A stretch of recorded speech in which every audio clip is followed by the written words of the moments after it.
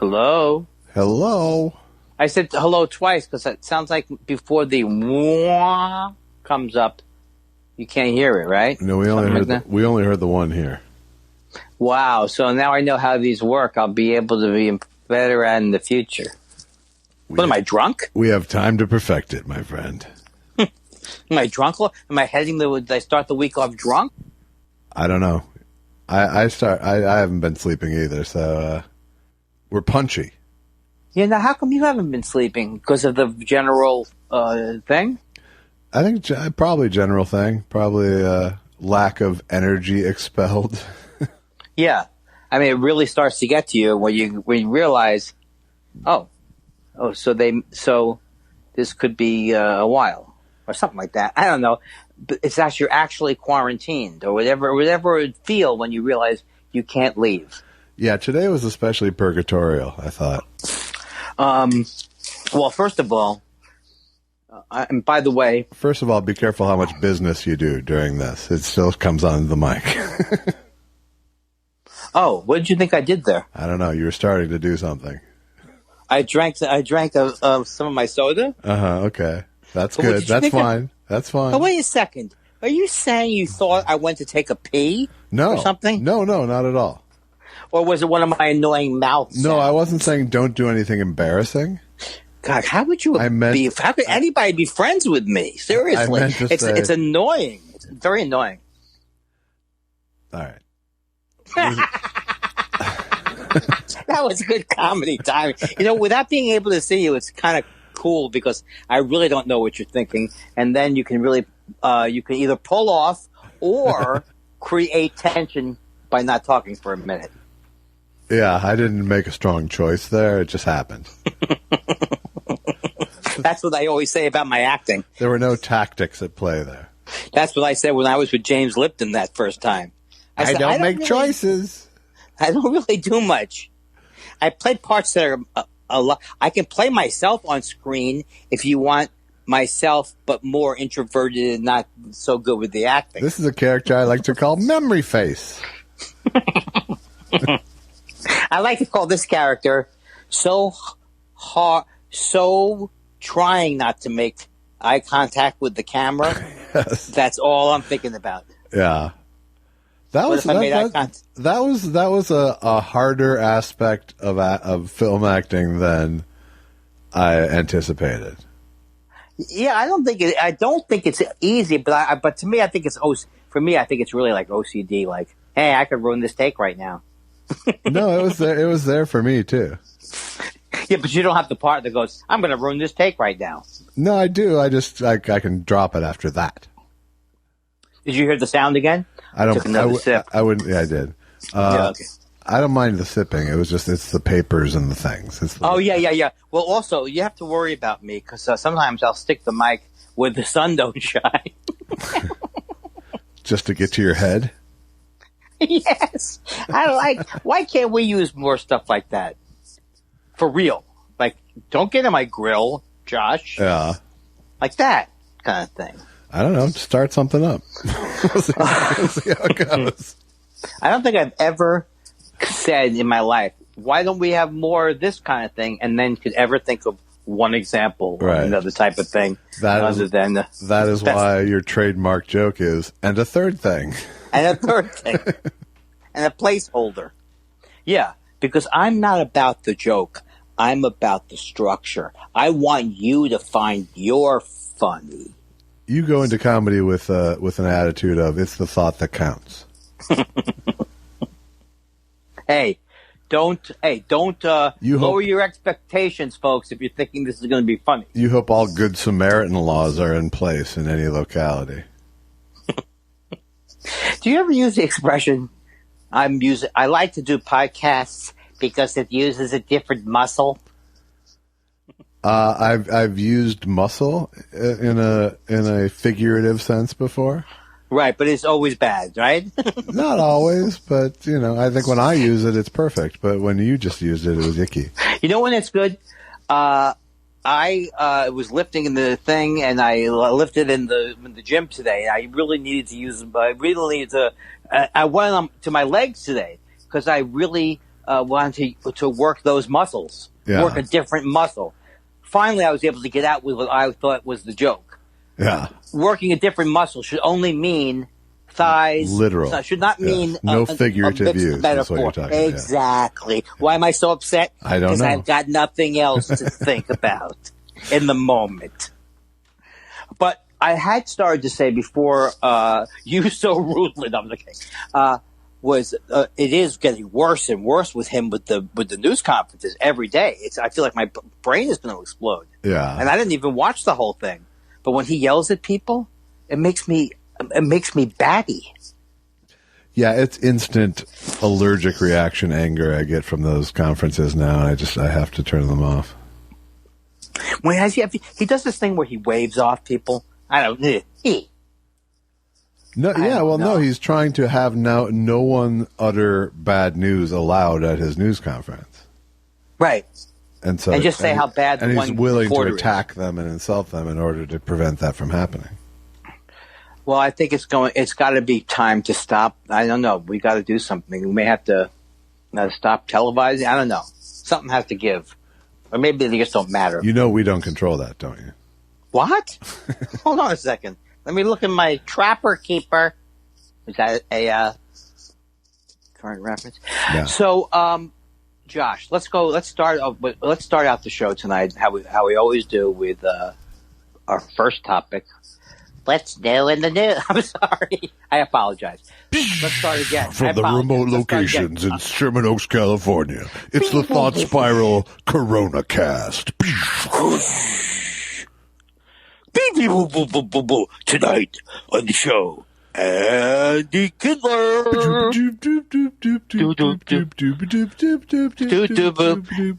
And from nearby, a home right near to where the guy has the thank you firefighters is Josh Elvis Weinstein. Well, you know what? You enjoy that as much as me. That's the sad thing. I do. And that's sad. Maybe do. It indicates that we're going to either live long or that when we die, we'll be humming a tune. I feel like it's one step farther when we create musical theater of the mind. Why'd you hit musical so hard? Because it's usually just theater of the mind. I was trying to emphasize. Oh, that's right. I was trying to verbally italicize. It's a little trick we use in the trade. You did it so much that I missed the joke. Yeah. Musical theater of the mind. Yes. I had a joke like that. Oh, I had a joke similar to that, which is Mike Pence, his nickname is Mike Pence the Situation Room. Mike the Situation Room. What was the name of that show? Jersey Girls? Jersey Boys. The Jersey Shore. That's right. And one of the guys was named Mike the Situation. That was his name on the show. Right. Okay. So Mike Pence could be in the Situation Room. Yeah. I think it's so funny. It's so funny. I kill myself when I think of it. Who says you aren't doing anything during the day? Who said this was a bad day? Right? Who said this was no fun? Huh? You didn't know this would turn it around, He's did you? sending out 90s shows for parts. I still can't get over what a special kind of person I must be to read your comment about my joke of according to Jim at the actual speech. as if that's the joke. What was that show on 15 years ago? In bold. You wrote it in bold. So I thought you thought it was really funny. Yes, you thought I was telling you to verbally italicize it. First of all, great joke. And what was that? 18 years ago? Oh my God. Oh, you know what it is? Will you give the audience time to phone their parents? And check with an older brother or an uncle on my humor. Well, the other thing is, it's like the other thing that's kind of not sad, but I get early concepts of hack are still uppermost in my mind. So my mind mostly will go to Larry the Cable Guy, Carrot Top. Right. It'll go to that kind of thing. I need to open it up newer somehow. You need to study the new hack. I think I've tried that before. And it's... Well, the problem is the new hack is all dirty. Is that what you think? Yeah. But then I also think there are some people who are women, especially, not men necessarily, but there's some women who are very filthy who are also hilarious. I'm not saying that that dirty is hack, but I'm saying that the new version of hack is much dirtier than the old version of hack. I see. Why do I always assume? Why can't I just accept the thing that you said without it being an attack on some kind of previous theory I had? I don't know. We'll work through that over the next year. You think so? Yeah. You think we'll put a pin in it? Put a Pinterest in it. You know what? Look. Wow, enough with the word association. Seriously. Really? Yeah. You think word association? You know what you need to do, Andy? You need to work that? A different muscle. That's true. Well, I used to listen to this guy on AM talk radio. His name was Tom Somebody. And he liked wordplay to the point where he would say, "In any suitcase." Wow, that's bad. Was somebody a placeholder, or was that actually his name? No, I do think his name was Tom. Okay. And there were a time period when I moved out here, which was the late '70s and the early '80s, talk radio. Because that's a good radio name, actually. What's that? Tom Somebody. Tom Somebody. Ah, you got somebody in the morning. How about somebody in the evening? All right, here's some Aerosmith. Hey, I'm Tom Somebody. Do you feel like a nobody? We all need somebody to love. And now, but when I first came out here, talk radio was kind of Tom T. Hall, I think was his name. No. That sounds like somebody else, That's a right? country singer. Or it's somebody from Saturday Night Live band. Tom T. Hall. But AM radio was actually more, if not liberal, it certainly wasn't right-wing talk radio. Uh-huh. And this guy used to host a show, and I used to call into talk radio every once in a while. And I called into his show once, not to make fun of his pun, but to add to the show. But I've always, sometimes things strike you. Did you call in angry? Or did you? Yes. Yeah, okay. Well, not angry. Yeah, I remember exactly what I called in about too. I'd like to be able to say these things didn't come from me. Yeah. You know what I mean? Sure. But my therapist says that that's not the right way to go. You probably do think it's the right way to go. But I tend to feel a lot of shame. Like, I'll give you another example of something that brought me great shame. Okay. I wrote a letter to Robert Hilburn, who wrote for the LA Times and included lyrics to one of my songs in 1981.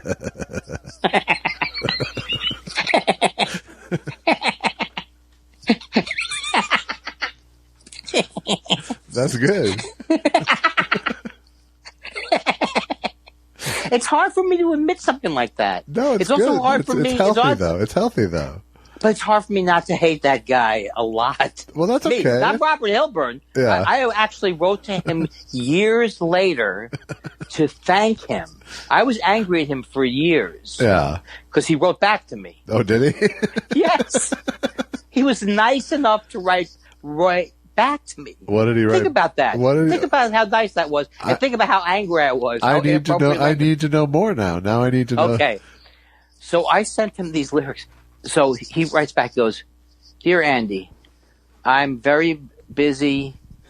I'm so busy dealing with things that have been released already that it's that I really don't have time to look at things that aren't already released. Best, Bob." A legit response. But did I take it legit? No, of course not. I took it. I was enraged. Well, shouldn't someone like that? I mean, if I had been involved in some kind of a Dateline thing back then, I would have believed it. What kind of an asshole? Okay, so that's the thing. I have to get more empathy for the person who sent the guy his lyrics. No, it's hilariously clueless. That's all it is. Yeah, it's just a kid being clueless.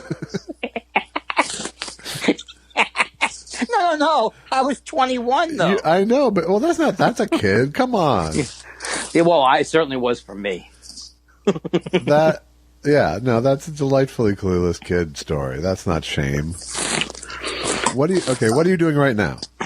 I just took another sip, and that'll be the last sip I have to take for tonight. Okay, there's just a friction sound happening. Yeah. Oh, because you know what? I think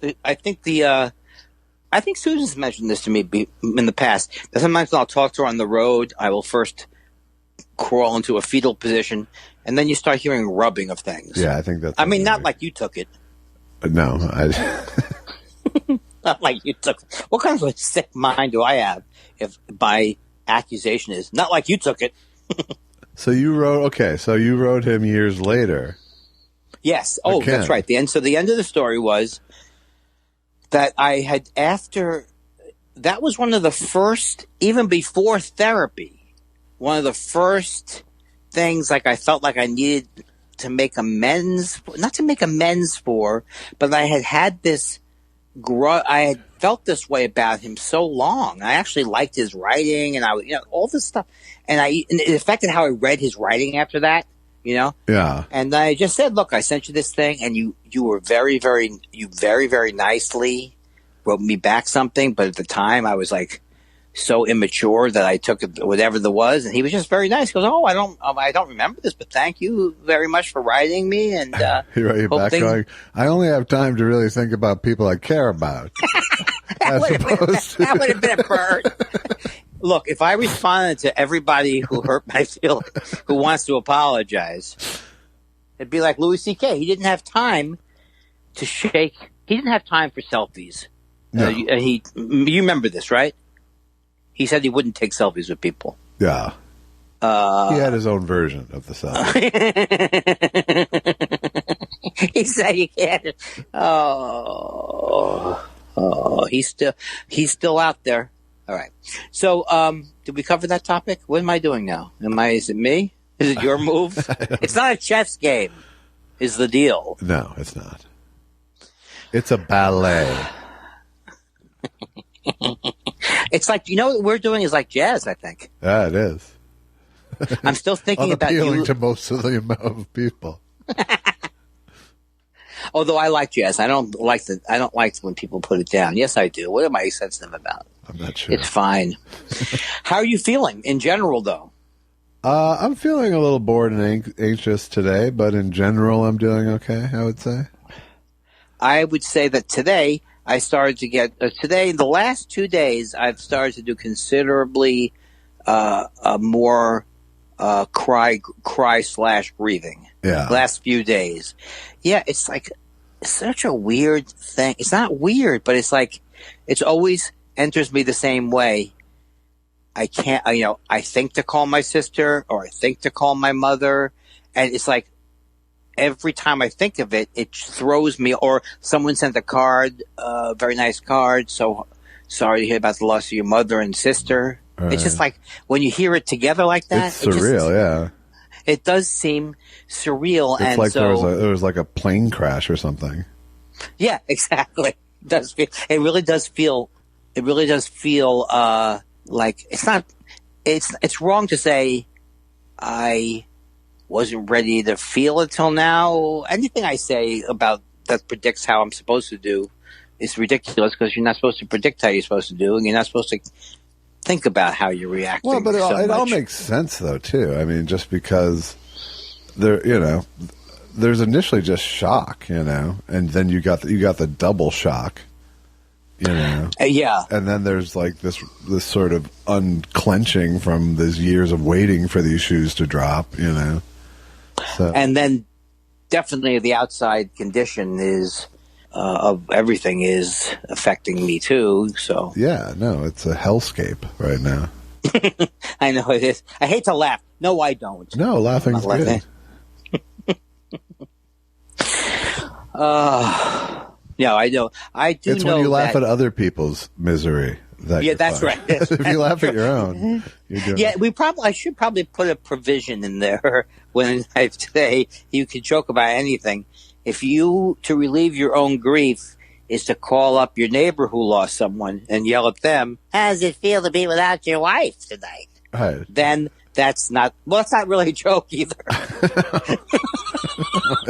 That's just a mean comment. Yeah. No, see that I would say, no, you're not coping well. No, yeah, you're not coping well.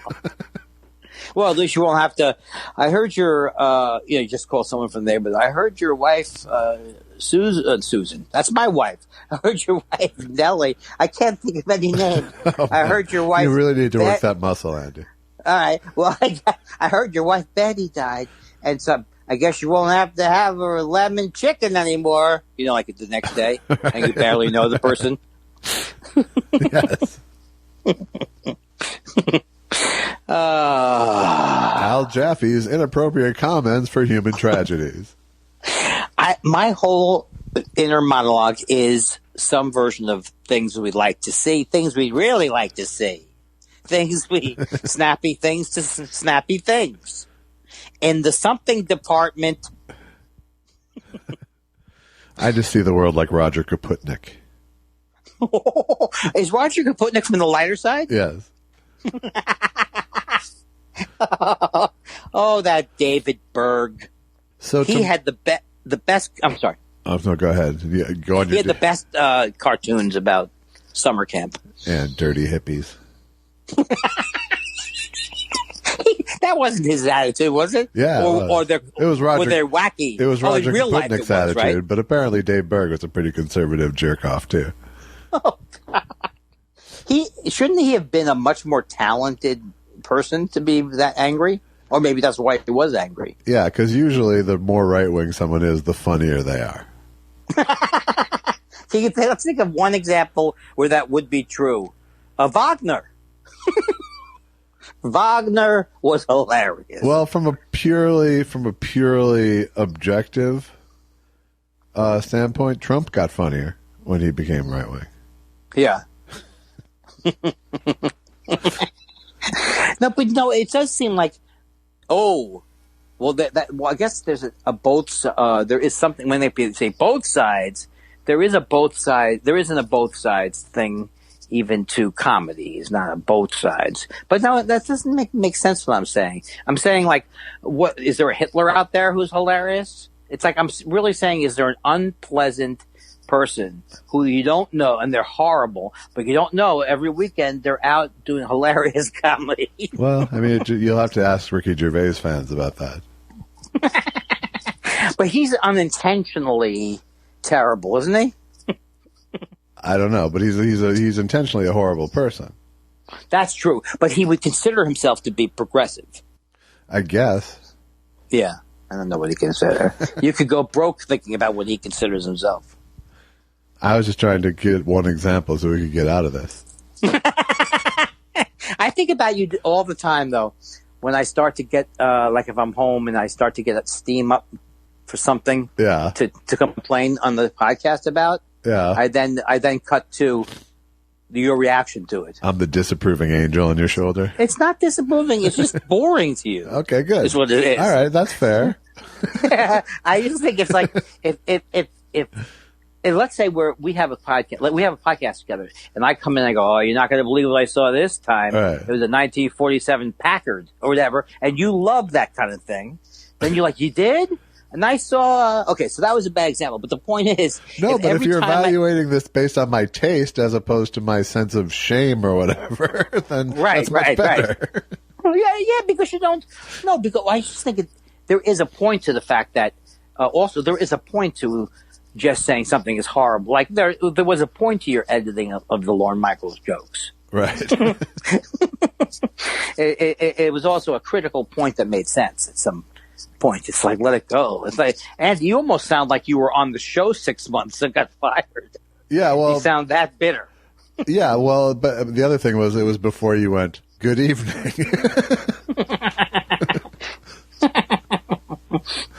Good evening. Who's that? Good evening. It's a shitty Hitchcock, I think. Oh, yeah, it is. Shitty Hitchcock. Give me another one. That's my favorite punk band, Shitty Hitchcock. You want me to do Shitty Dylan? Sure. Hey. So here, speaking of Dylan, did you see that thing I posted today? No. This guy. So I was a little out of the loop today. This guy posted an article about having gone to school with Dylan at University of Minnesota in 1960. Whoa. And he was like a folk guitar player, and he actually gave Dylan folk guitar lessons and folk singing lessons. Wow. And the article, he's a psychologist or a psychiatrist, and the point of him telling the story was talking about how he became just wildly jealous of Bob Dylan a couple of years later when he became a huge star. Oh, wow. And and how ridiculous that was, and petty and all that. That's interesting. So, but he posted a picture of him with Bob Dylan on this stage, I think at a Hillel house in 1960, and right off on the side, sure enough, is my dad. Oh, this is so great. This is so, I mean, you must have not jumped out of your seat, but close to it, right? Yeah, This is fantastic. It was kind of. I thought you were lying about that. No, it was like when I saw when it was from, I was like, hey, kind of when I wonder if my dad is there, and then I looked at the picture and I'm like, yeah, my dad's right there. Now, this is a perfect example. I would want, if I were you, I would be thinking, I got to tell my sister, you got to tell your mom, you got to tell someone in your family, and then you forget you only have your brother. Yeah, but that still happens to me. I wanted to ask my mom about it today. Yeah. And it's been 15 years or whatever. So, it's. I mean, because that would be, if your mom had seen that would have been fantastic. Yeah. Or if your dad had seen that. Although the point is not that. The point is that you missed your dad and your mom. The point was it was fun to see him in this picture with Bob Dylan. Yeah. Beyond that, it's like I'm always going to have those. That's what I was talking about last week or whatever we were talking about. Is it's just like. It's I still have those impulses, but I've now had a time to file the pain so that it's not a trigger every time I go, oh, I should call it doesn't make me depressed. Right. It doesn't. Yeah, it doesn't make you depressed. Did you just sneeze? I just coughed. Oh, that's it. They think it could go through the phone now. Okay, well, let's call it a day. Oh, I was going to ask you this. Is Hillel House at different colleges? Yeah. Okay. What is that Hillel House? I know it's a Jewish thing, but I think there's one in Indiana too. I think it's where my parents met, if that's possible. That's likely, I would think, where two Jews would meet as a college in Indiana. But I didn't know that the Hillel House was like a Chabad or something it must be a word that I should know. Well, you should know it too, after all, the Hebrew school. Yeah, it's just another. It's a Jewish. Yeah. Oh my God, that's so great! Did your dad wear glasses? Yes. Why do I have an image of your dad? I'll have to look after we get off the phone. Yeah. And did you contact? Do you know the musician? No, but I did. I retweeted the picture with his post. So. Oh man! Now I'm going to look for stuff for my dad. Being next to B.F. Skinner, the guy he hated. Did he? My dad was going to be a psychologist. Was one of his things he wanted, but then he hated psychology. He was too smart. He was too smart for it. That's exactly right. And you know who was therefore not that bright? Stupid B.F. Skinner. And by association, his son. Oh. A little Andy. Dad, I found this rock is this a fossil? No, you fucking moron. Andrew David Kindler is a regular B.F. Skinner in the morning. But Skinner is the one who came up. I think I talked about this. He came up with the Skinner box. He was an insane person. Yeah. Who had all these ridiculous psychological theories. And also, my parents or my mom, I think, participated in Masters. Who did the sex study? Was it Masters and Johnson, or was it Kinsey? No, one of those she did. She answered both. questions. There was both Masters and Johnson and Kinsey. Yeah, so she participated to the degree that she understood the topic. I won't pull at that thread. You know what? I didn't even remind you. I was so much wanting to get that joke out, I also forgot she was dead. I did not relate that joke to my current predicament. Once again, the value of jokes to mourning. While you're thinking of a joke, you're very rarely sad. Oh, boy. But you know what? 99% of the things that you...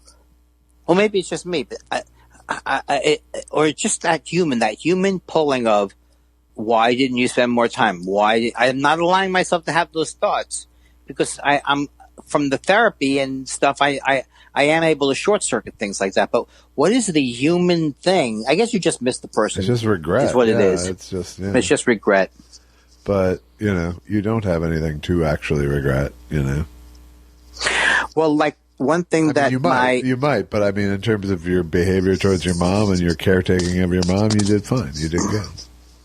Yeah, and I don't know if I talked to you about this, but like when I thought about things like family dynamics or say arguments and things like that, or regrets or whatever. My therapist said like my sister, who was 5 years older than me, and I was her little kid. When I was born, she was my little baby. I was her little baby. Right. That's a different kind of love than other kinds of love. In other words, like not that it was locked into this specific relationship, but I never even thought about like the restraints or the cultural or the birth order influence or the family influence that the sibling rivalry, all the things that are normal things that are that if you don't understand them, you might feel like weird about, like, why could my sister get over this or that? It's like, well, I was always her little brother in a way, I mean, that's a big thing about death for me is that, these relationships continue. Right. You're still, like you said, you're still figuring out things about your sister now, that are changing the way you think about her and the way you, the birth, whatever birth you give her in your mind. Yeah. And also when you think, I think it is weird that we're brought up in a culture.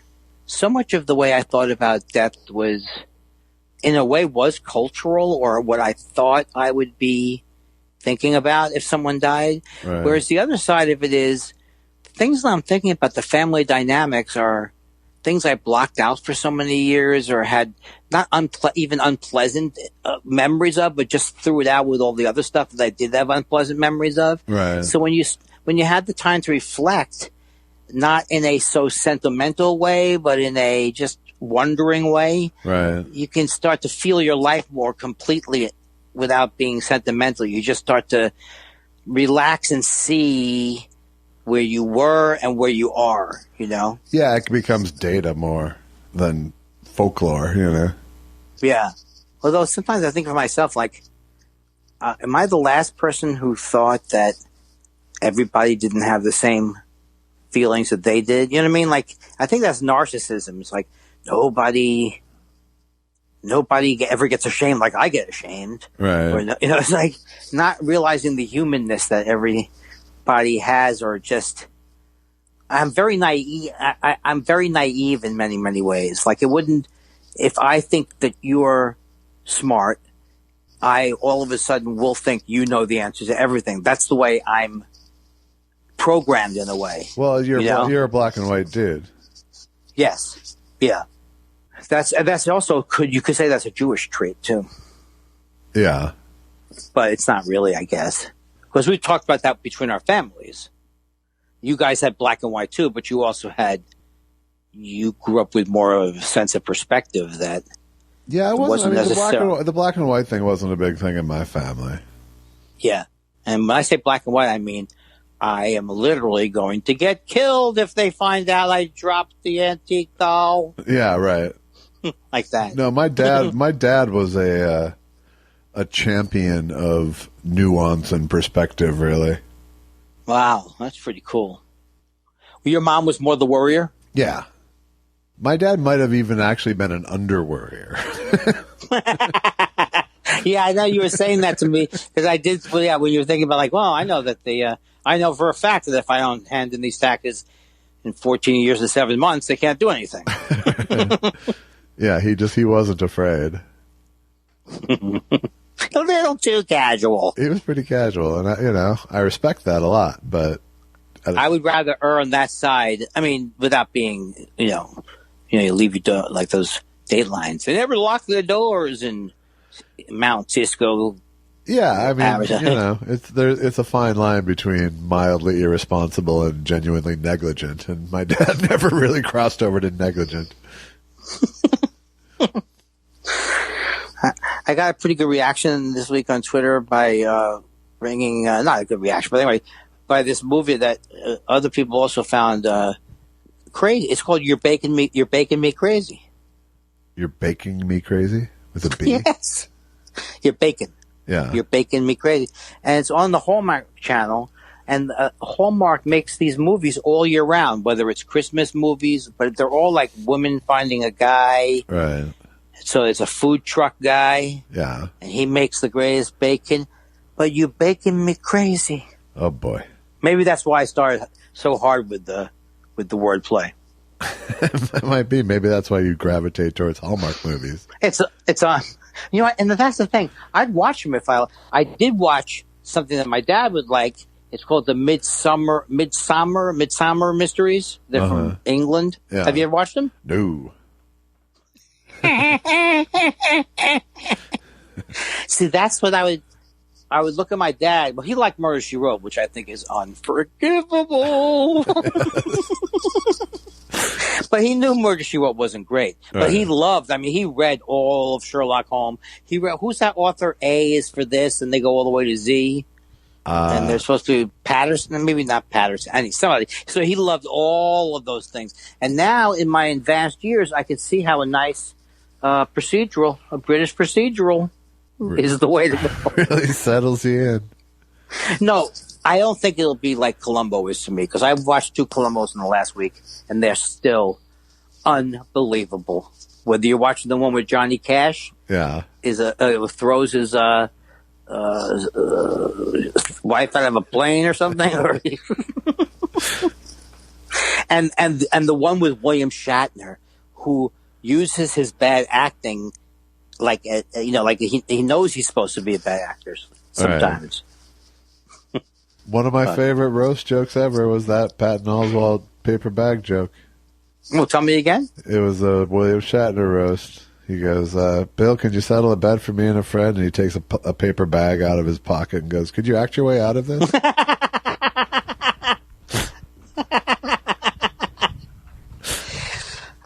And I bet that William Shatner graciously laughed. Oh, exactly. There's no one more generous in spirit. And he was, who couldn't stand him was, I don't think Sulu. His name isn't Sulu, okay? So stop it. George Takei did not like him. He does not like him. No. And I don't think Spock likes him at all. I think they reconciled eventually, but I'm not sure. Well, that's good to know. Yeah. Oh. All right. Well, let's save it. We got a whole week. That was the first side. Yeah. What are we going to? That was my cue. Hey, will it be wrong if I said let's not blow our wad? It would be wrong. So are you going to watch the movie tomorrow night at 7:00? I think I will. How about you? Yeah, probably so, because it's a new cut. Oh, and it's 7:00 on in every time zone, or what is it's it? 7:00 Pacific, 7:00. Okay. How do we watch it, Cookie? With the link. Oh, okay. I think he's going to send us a link to not have to pay, but. Oh, okay. Well, yeah, so then we'll talk about, maybe we'll do a recap on tomorrow night's show. We'll talk after the movie. Okay, brother. I hate to call you brother. And even though we do this more than one night, I still feel like I have to close. Yeah. And what are they talking about, the musical inserts? What are they saying? They weren't musical inserts. There was some sound bites I put in to separate the calls. I got to listen to this show. You should listen. You'll enjoy it. You won't remember any of it. It'll all be fresh. It'll be my favorite new podcast. Yes, exactly. All right, my man. All right, man. I'll talk to you tomorrow night. Thank you so much. Have a good night and love. Oh, What? I don't want to say love. I'm not going to say love anymore, but I will say love to Allison. And love to Susan. Okay. Have a good night. You too, man. Susan, bye-bye. Bye. All right, so here goes the sauerkraut. Who's this guy up here? That's my brother, Carl. And Carl? What, does he stay up there all day? What's he doing up there? well, he's spreading the cabbage out to make sure it levels out in the tank, and he's making sure that the salt gets added correctly. So he is a cabbage spreader.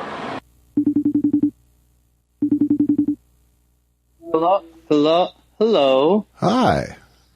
Do I sound better than last night? Because I'm thinking that was a bum set of head. First of all, I'm wearing wireless, so I'm not rubbing it. So that should be better. It sounds fine. It sounds good. Okay. The non-rubbing. Okay. The rubbing was the only issue. Right, but I had a therapy session today, and or maybe it was what I was saying. I thought it was the phone. I don't understand you, Andy. I don't understand. Well, let me switch to the headset. Congratulations, my friend. Right back at you. We did it again. It's a little less. The music was different. It was a different cut, right? Yeah, much different cut. Not much different, but Yeah. but a better cut. It's better storytelling now, I think. Cool. That was exciting. Anything you want to say about it to tell the listeners?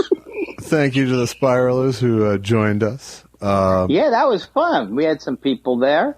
We had some inside jokes in the chat room. Yes. Yeah, no, it's not as exciting on YouTube as it is in the theater.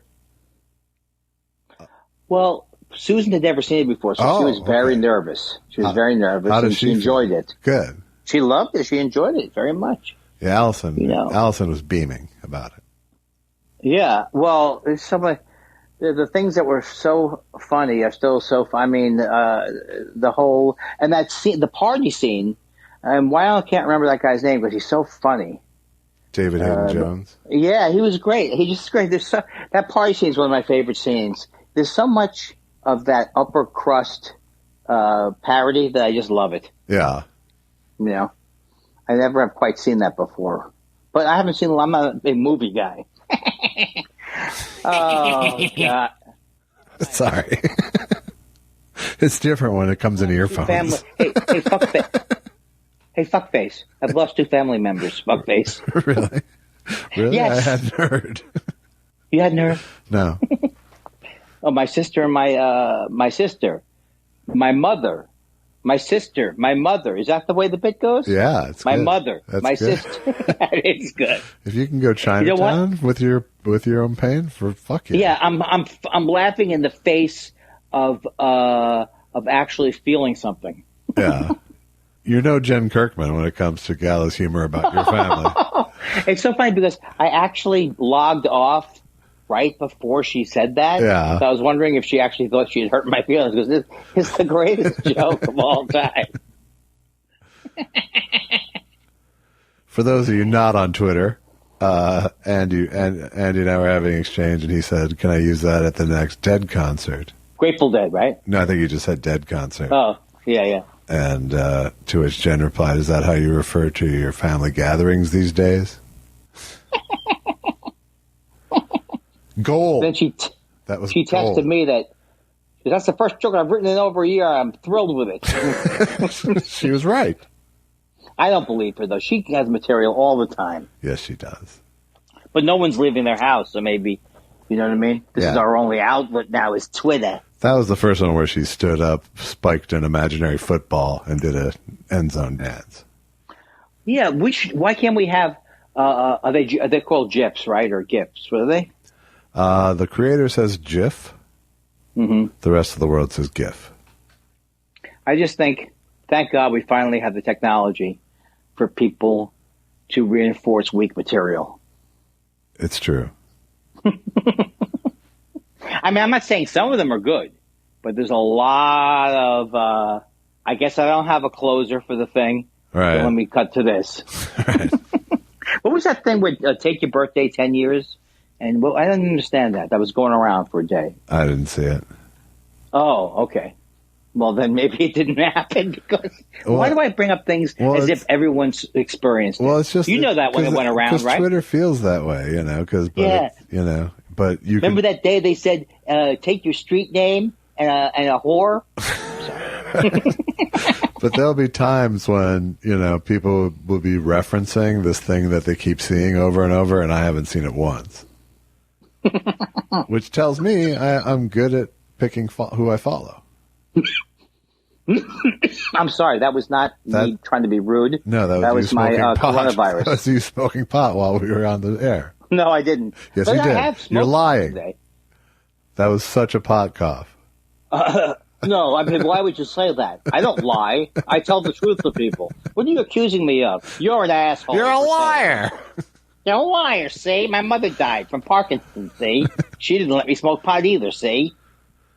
I just watched... I'm mixing up too many impressions. I just watched Edward G. and the Ten Commandments this weekend, as is my annual sort of binding agreement with God, apparently. That's what my brother-in-law, who's married to my sister, Carl, he was watching it too at the exact same time because I called him up to see how he was doing, and I've never seen it ever. He said he told you he had ice cream. No, he wasn't.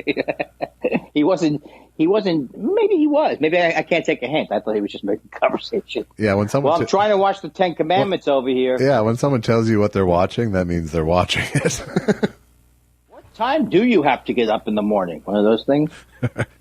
That John Belushi bit. The creature that wouldn't leave. That one. Yeah. But can I ask you this? How could you watch that movie? You've seen it how many times would you say now? Seen what? The Ten Commandments. For sure, 30 times. Oh, that's a long movie. Yeah, I mean, I don't watch it in its entirety every time. Save me some time. Do I have to see Lawrence of Arabia? See Lawrence of Arabia first, for sure, because Lawrence of Arabia is an actually great movie. Oh. Whereas Ten Commandments, my interest in it has nothing to do with it being a great movie. It's sentimental? It's both sentimental and there's something sort of transfixing about it to me, the sort of weird sadomasochistic sexuality of it. It's really bizarre. So I don't know. There's just something, how some things just sort of have a hypnotic quality to them.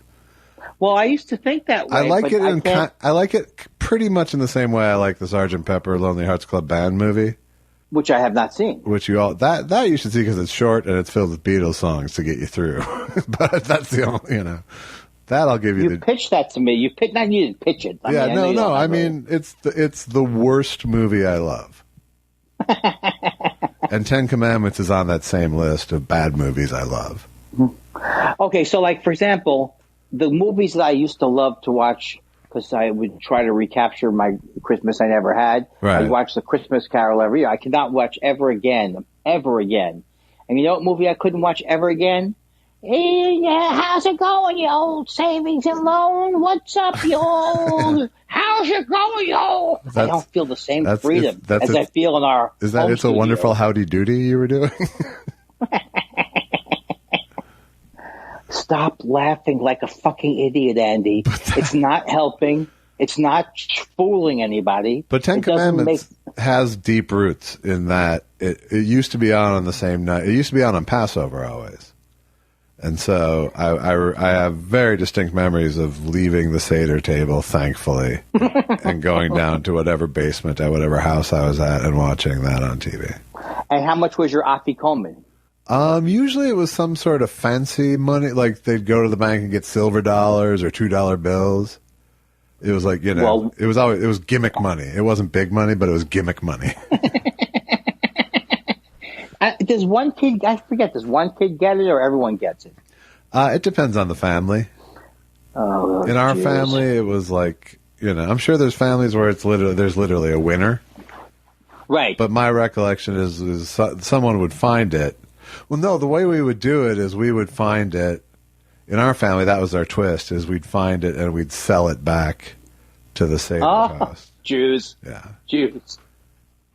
Lots of Jews right. negotiating. Let me tell you something. I have a joke that I've been thinking of for 10 seconds. You ready? Yes. Okay. There were no winners in my family. I'll tell you that right now. If you thought anybody won by the end of the evening, every evening, everyone was upset. There were no winners. Oh, God. I can't even do family humor. There were no winners in my family, and I'm not talking game night. What does that mean? What does that mean, game night? That is not even a joke. That's a non sequitur, right? A non sequitur? No. Oh, winners not on game night, because on game night you win. And you're saying that the losing transcended the board game. BORED is what I call them. Yes, sir, Mr. President. Excellent joke, sir. Yes. Yes, Mike Pence. Well, I had a nice therapy session today. Good. And I realized that, I learned two things. So I'm going to tell you the two things I learned so I can get them off my chest. Okay. And then if they're boring. And well, I'll tell you if I already knew them about you. Okay. So the first thing I learned was, now the pressure's on me. The two things I learned today in my therapy session. And now you have to edit this. I'm afraid of my memory problems. My memory problem came up. No, it was about me. I'm very disappointed in myself. I think I remember one of the two. I should never introduce something as a series of things. Well, start with is the one. problem. Start with. Hey, Andy. Here's a new in. Huh? Hey, Andy. What? Did you learn anything in therapy today? Oh, did I mention to you that I had therapy today? Yes. Well, I did learn a thing in therapy. I learned that. Two things. I now remembered. I have a disease. Now, when I say I have a disease, I don't mean it like alcoholism is a disease, although I kind of do mean it like alcoholism is a disease. I'm always wondering why I'm obsessing. Why am I obsessing? Why am I obsessing? And she pointed out to me that is a disease I've had. It goes in my family.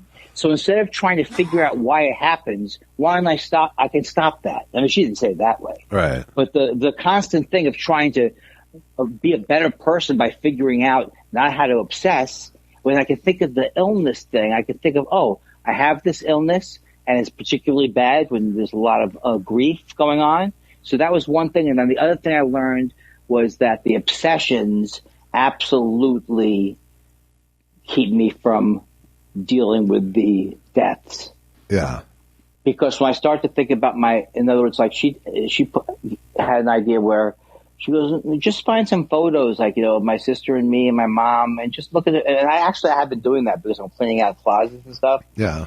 But because I'm such a judgmental person, like I'm constantly judging whether I'm doing the right. It's such a horrible feeling. And I know everybody has this to some extent, but the second I start to think about my sister and my mother, I start to go, am I doing this properly?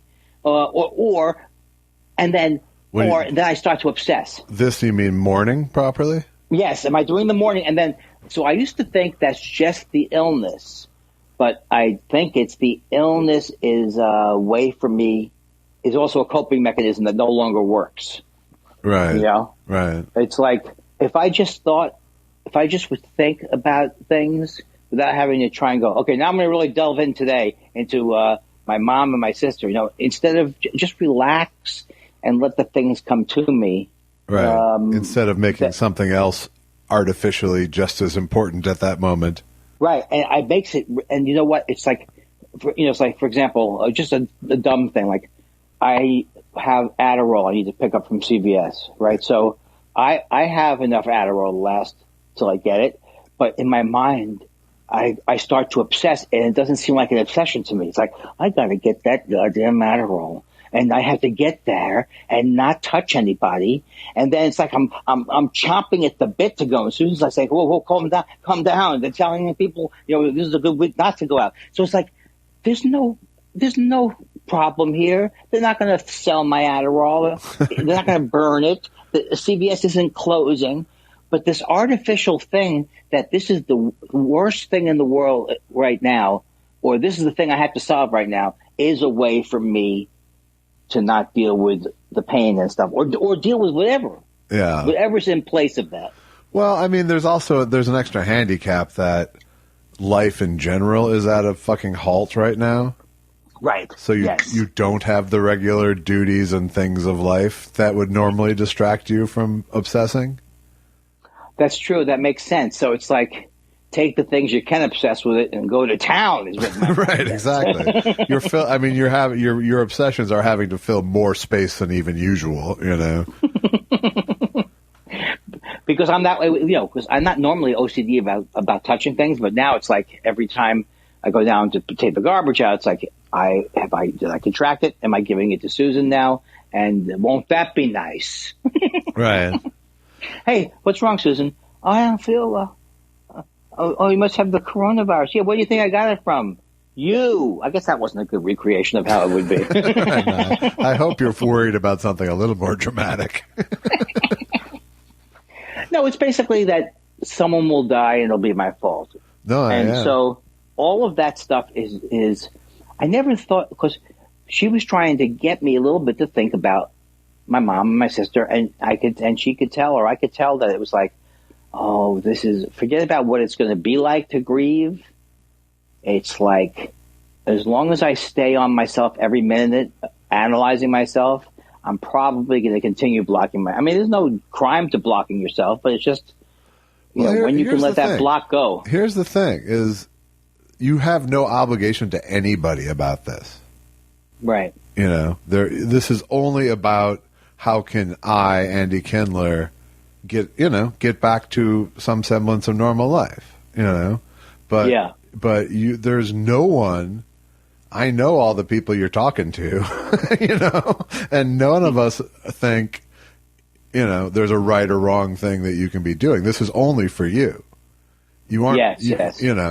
Your mom is dead. Your sister is dead. Their spirit is going to be there ready for you whenever you're ready. Right.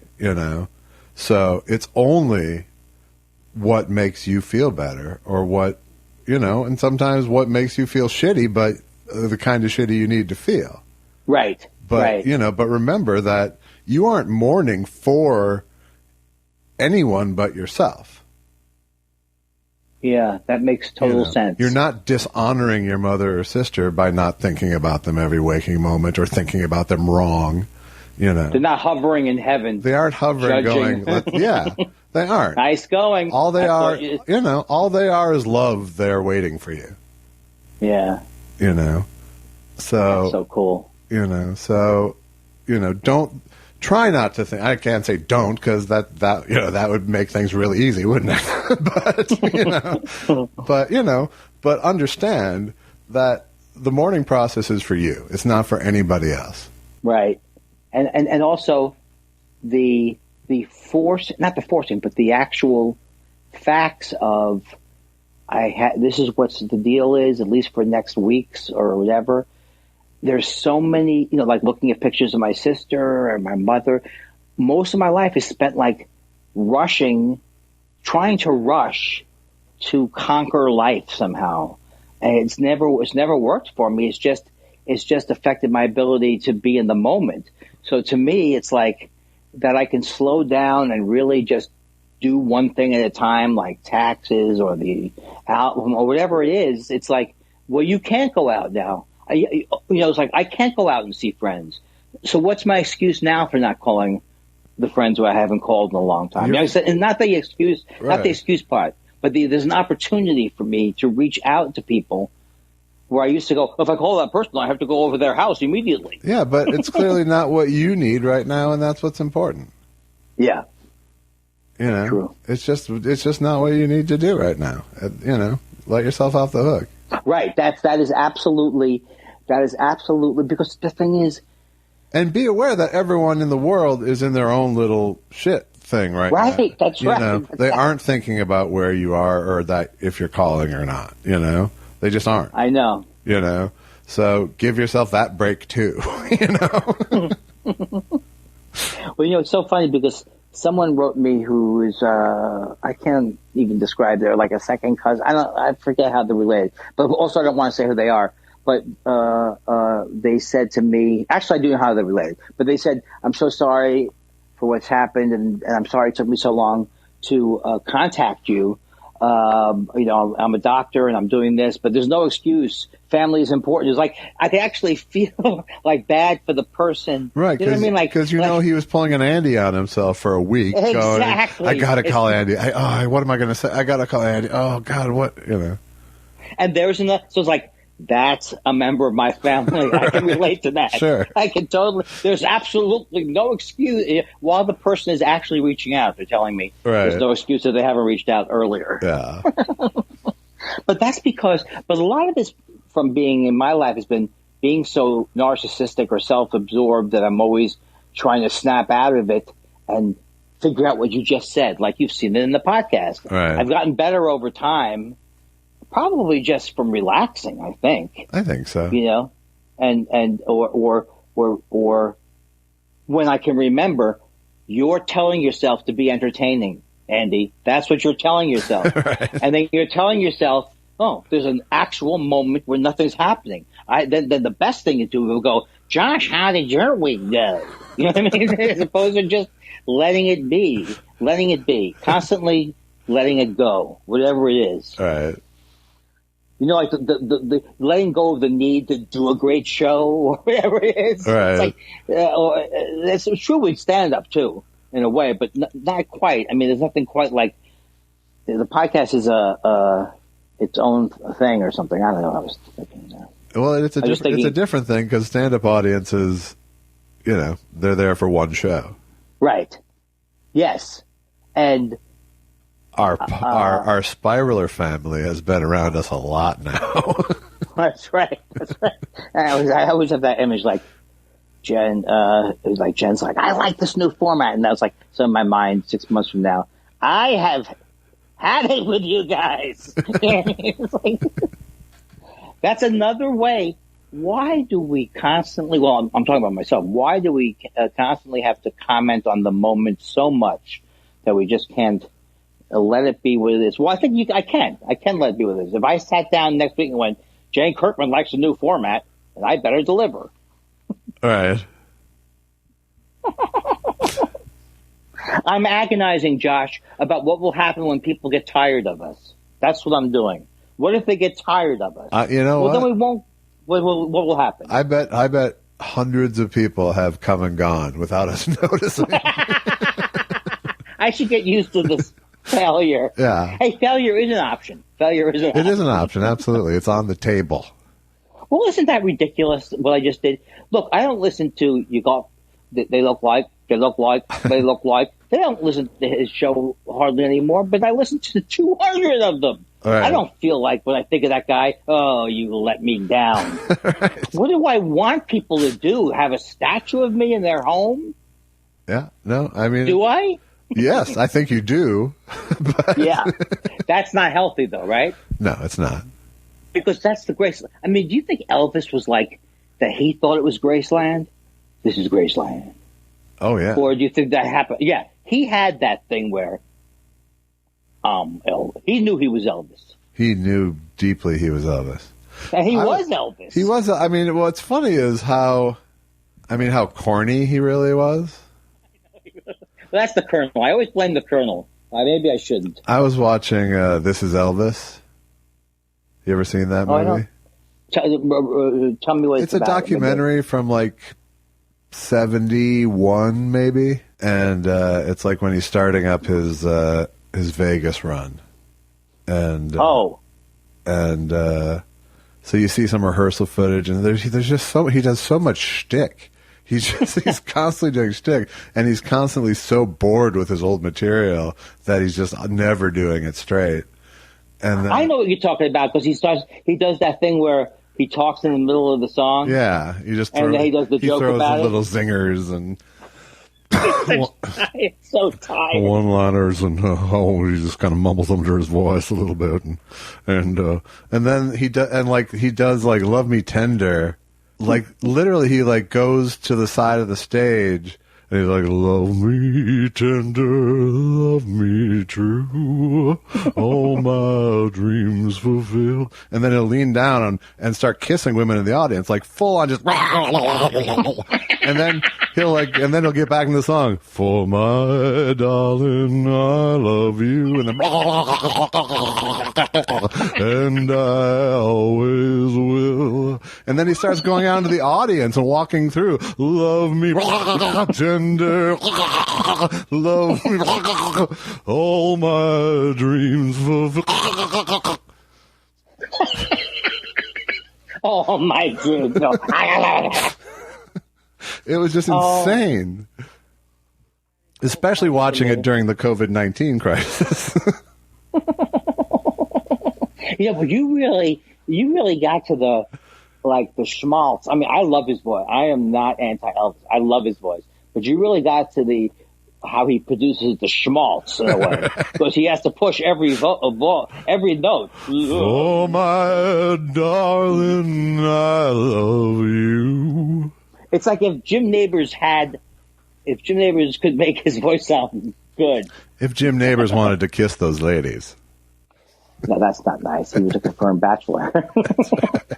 I never understood that they were in the Marine Corps and he was a fuck up, but then they loved him whenever he started singing a stupid song. I never understood that. It was his redeeming quality.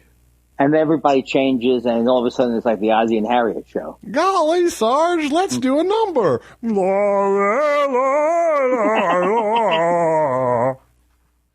I always love when someone goes like, I don't care who it is, but like there's a guy in Europe, his name is Tim Minchin. Have you heard that name? Yeah. Right. So I don't really know much about him except I know he's an angry atheist. But so I never even heard his stuff. But everybody goes, he's actually a classically trained pianist. What does that matter? In other words, you know where you can get classically trained piano players? In classical music. Right. Right? Right. What? But because he plays piano great and now he's turned it into a comedy bit. Why is that impressive? Right. Like, yeah. You can't believe it. He can play anything. Well, then why isn't he not right. Why is he completely whoring it out to this thing?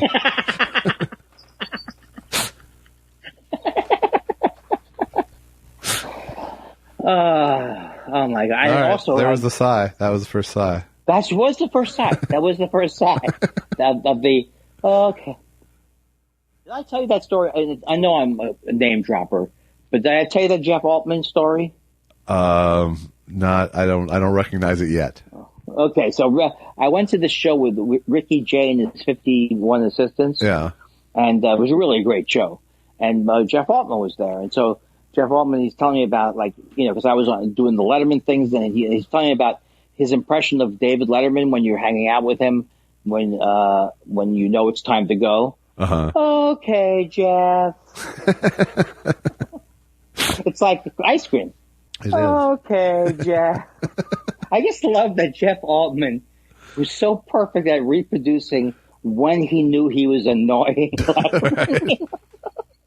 Okay, Jeff. And it's weird. That means it's weird he never left. It's also weird when someone who you sort of think of as oblivious is actually perceptive. That's the thing. That's exactly what it is. Because he's a big pan. No, he's not the big pansy, but he has a very broad act. Yeah, I'll jack you around. Yeah. But that was based on him really observing his father, Right. Carefully. Right. Okay, Jeff. I never can get that out of my mind. The thing that was bothering me today is that no matter how hard I try, it's been 3 years plus, I can't get anywhere close to a good Trump impression still. Try it. I won't. I can't even I can't get close. I could do his hands. Really good because he does that thing where if he's trying to stop you from talking, he'll do a little thing and he'll point to you. Yeah, it's almost orchestral conductorly. Why do you think you've lost it? Because it's just such a horrible... I never had it. There's something about it that I find so elusive that I just can't get my throat around. That's interesting because I can't do them either. I can't do them. I can't do many people. There's that guy who's had a couple of clips lately that circulated? The guy with James Adomian? Not James Adomian, but No, the Anthony who? no, the guy not him. A different guy who does it even better than Anthony. And where does he do it? Did you just? It's next time I see a clip, I'll send it your way because it's the best Trump I've seen. Oh, I can't wait till it's over. And I mean life. He's exhausted me. I would like to die. If not from the coronavirus, from some other novel virus. Right? Sure. I just started thinking today about, can you imagine? I mean, I know we hate it. We hope the nightmare's over. But can you imagine being Dr. Fauci and you spent your whole life and you have to sit in the side of the room and let this what's a good Yiddish word from? Ganef. Yeah, just going on and on and on. This bluzzer and Ganef. Yeah, and he's like, well, the problem isn't with the hydroxychloroquine fix. They say the problem is with the Z-Pack. Who says the problem? Who? Right. The problem is with the drug that I don't have a financial interest in. If I was, that's right. Is that the truth? I think so. I mean, my suspicion all along has been that, considering how hard he's jumped on it. But I don't know. Someone said something today that made me think that there's evidence now, but I gotta believe that. Oh God! I know. Well, I've said it too many times, but it's just he can't go lower, and he goes lower and lower. Yeah. He also breathes. Is he breathing through his mouth when he's got his lips pushed together, and then he opens them slightly? And I think that's because he can't get any oxygen through his nasal cavity. It might be that. It's clogged with Adderall. He's not on anything either, although maybe he is on something. People say he snorts Adderall. Is that really true? That's what I've heard. Oh, I would love to think that's true. I heard people are saying. What does he have? Why does he have to rush getting that drug into his system? What does he think that's going to accomplish for him? Make him think quicker? All right, just forget that I said that. That's I can't. I of course can't substantiate it in any way. It's just something. I know. I kind of like. I'm not a gossip. I am a gossip, but I would never just say things I didn't know were true. But in this case, let's just say it is true. It seems to me like it was one of those things that emanated from the Apprentice crew. Someone's got to have the greatest footage. Someone is sitting on the greatest footage. And someone is also sitting on apparently the greatest non-disclosure agreement in history. Oh, that's right. That's right. Oh. But some of it got out, right? I mean, some of it did get out. Some has, Hollywood but man, not as much as you'd think. Oh, it will, though. It will, after we're all dead. Yeah. Well, that's so next week, then? I don't know. I'm sitting here in my own bedroom, and I have a stuffed animal near me. It's very, very lovely. You mourn however you want to, Andy. Oh, yeah, are you my mommy? That was sad. All right, let's end on that morose. On that roast-like note, I'll speak to you tomorrow. All right, man. Have a good night. I'll let you disconnect. Shall I get disconnect? You do it. I like the sound. Okay. Oh, you mean when I actually hang up? Yeah. Well, thank you, Josh. And now I will make even hanging up the phone a more laborious project. Good. Speak to you tomorrow. Good night, Clunky. See, Dean was an incredibly patient man and incredibly understanding in that we opened at the Copa and they wrote a full-page review about Jerry Lewis. I don't know that they mentioned Dean other than he sang a few songs. And he took that kind of treatment for 10 years. Jerry this, Jerry's the guy, Jerry's this, the silly kid, Jerry's the businessman, Jerry operates he writes, produces, whatever, and it was always Jerry. I couldn't have taken that. Wait a minute. I'm here too. Hello? Happy Wednesday. I thought you were going to redo the bit about the 100. No, that would feel canned. 101 Q cash. That would feel canned if I tried to redo the bit. That's not us. No. We have practiced doing endings, though. We had to start Before. over tonight because there Wait, was, today isn't there was hump day. trouble. Huh? It's not hump day. It is. It's Tuesday today, isn't it? No, What's my the friend. matter No, with my you? friend. Oh. You know what? Thank God, though. It's hump day. I just cut a whole day off your quarantine. Yes. Imagine if we were in jobs where hump day would mean something. Hump day for us is Friday night second show. That's true. And how about working on Kinnear or those type of shows? Yeah, well, there's definitely a hump day there. Right. Those talk shows are a job. Yeah, they're like not. It's not like the Laughter on the 33rd Floor with Neil Simon and all the guys. Not so much. There's And just Sid Caesar's hanging them out the window and everyone's laughing. well, the good thing about it is there aren't late nights because you shoot at 5 something. You know. Right. Those have got to be a nightmare. The shows that never end. Yeah. Like I heard news radio was like that. Well, It's all hours. News radio started their room at 10 o'clock. At night? Yeah. So, oh my God. Do you know a lot? I mean, you don't have to tell me now, but are there good stories? Because I know that they were there like 24 hours a day for a long time. Yeah, well, they just switched day for night mostly. Paul Sims was the showrunner, and apparently he, had stuff he'd rather do during the day. Well, I've heard if the showrunner isn't married, if he or she is not married, then they could be worse. If they have no social life to go to. No, it can be. What's the worst case is the showrunner who is married but has a horrible marriage. So you become, well, that's like me arguing with people online. They become my father, right? It's just that they're more than willing to stay there until everyone in their family is asleep. There's absolutely no reason for them to go home. They may even pad it now. They absolutely are. That's what I'm talking about. Let's stay here till midnight just to be sure. And then aren't the loving family people are getting steamed at that point? Well, they aren't loving family people anymore. That's why that's why. That's my point.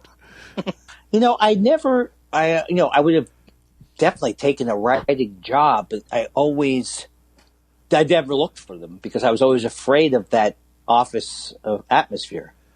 Yeah, I think you'd hate it. Yeah.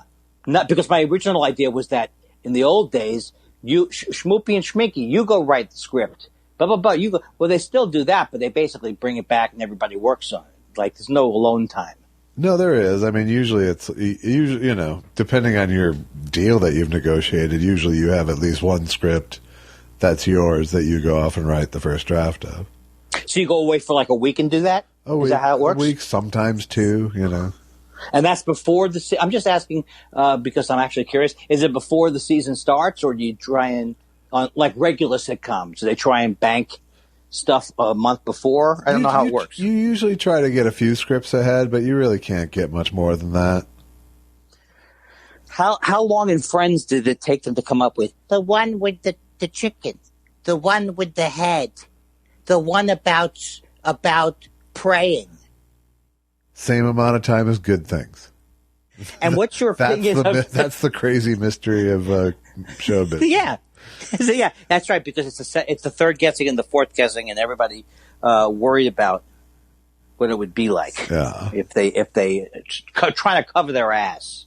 Yeah, I mean, there's good situations too, but not that many. Well, I told you I read that book. I forgot the name of the book, but it was about like all these. It had Gandolfini in there. It was about men, which was a weird kind of, but it was about a lot of different showrunners. Yeah, and one of them was said the Breaking Bad set was the Breaking Bad room was a great room. Like, that guy's nice. Yeah, I believe that. Yeah, and I've also heard that David Chase is just a pleasure. Yeah, he seems like it. Well, I had a friend, name drop, what you gonna do? You take a name and you take it off your shoe. You try to impress your friend named Josh, and in the process, he gets sleepy. So my friend Steve Shripper was You on The Sopranos. you zigged when you should have rhymed. That's true.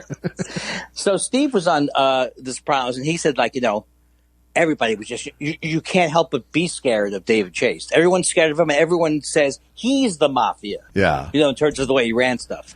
I saw a great documentary about Philip Roth. I highly recommend it. It was on Amazon Prime. Oh, okay, good.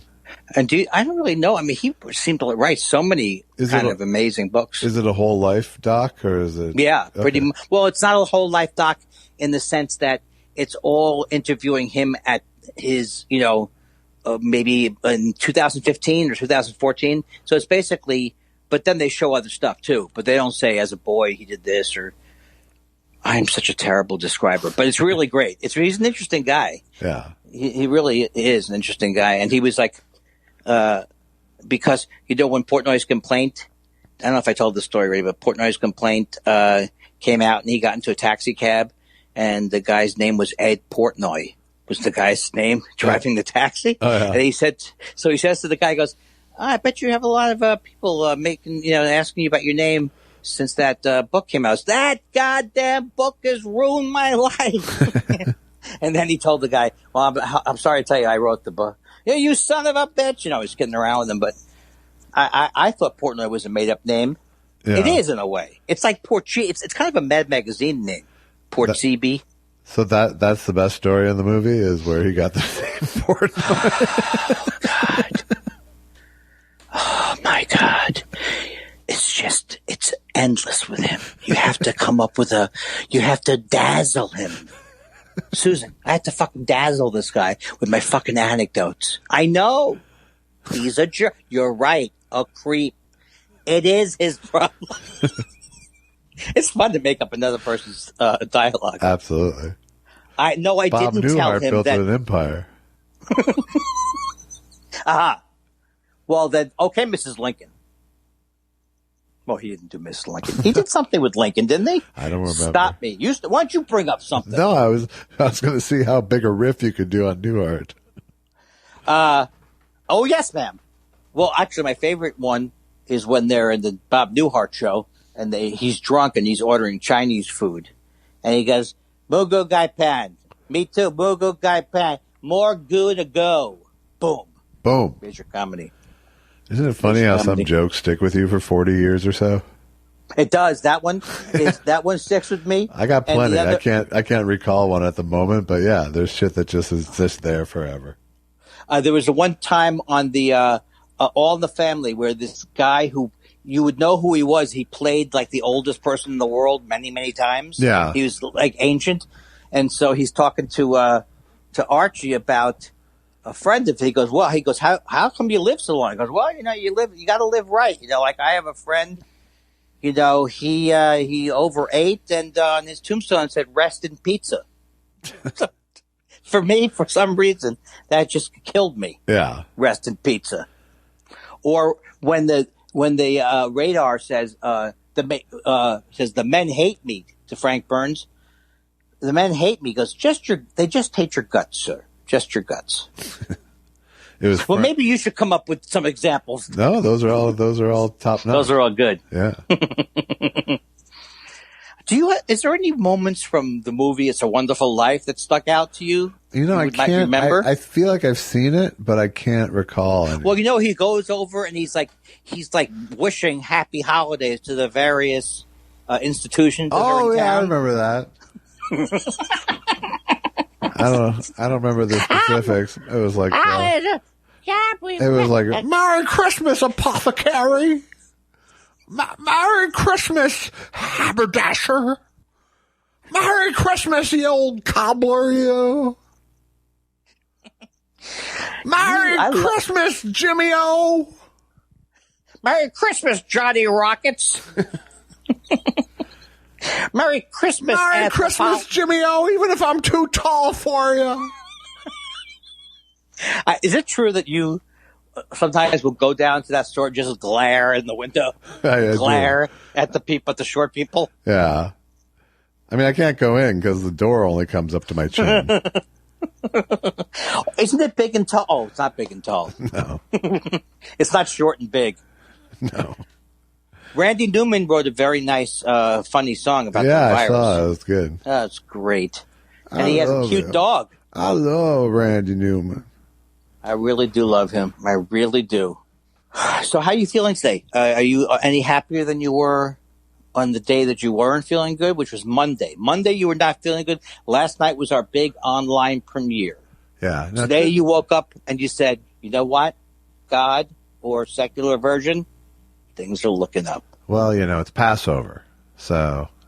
I forgot. Is this the first night? First night tonight, so. So now I would think Happy Pesach. Do you have a hanker? See, I do not remember more than 2 or 3 Seders where I know you had it every year. Yes. I remember them very well. So do you still do you get a hankering for brisket or? I don't really. I mean, I've only been to a couple Seders in the last 20 years.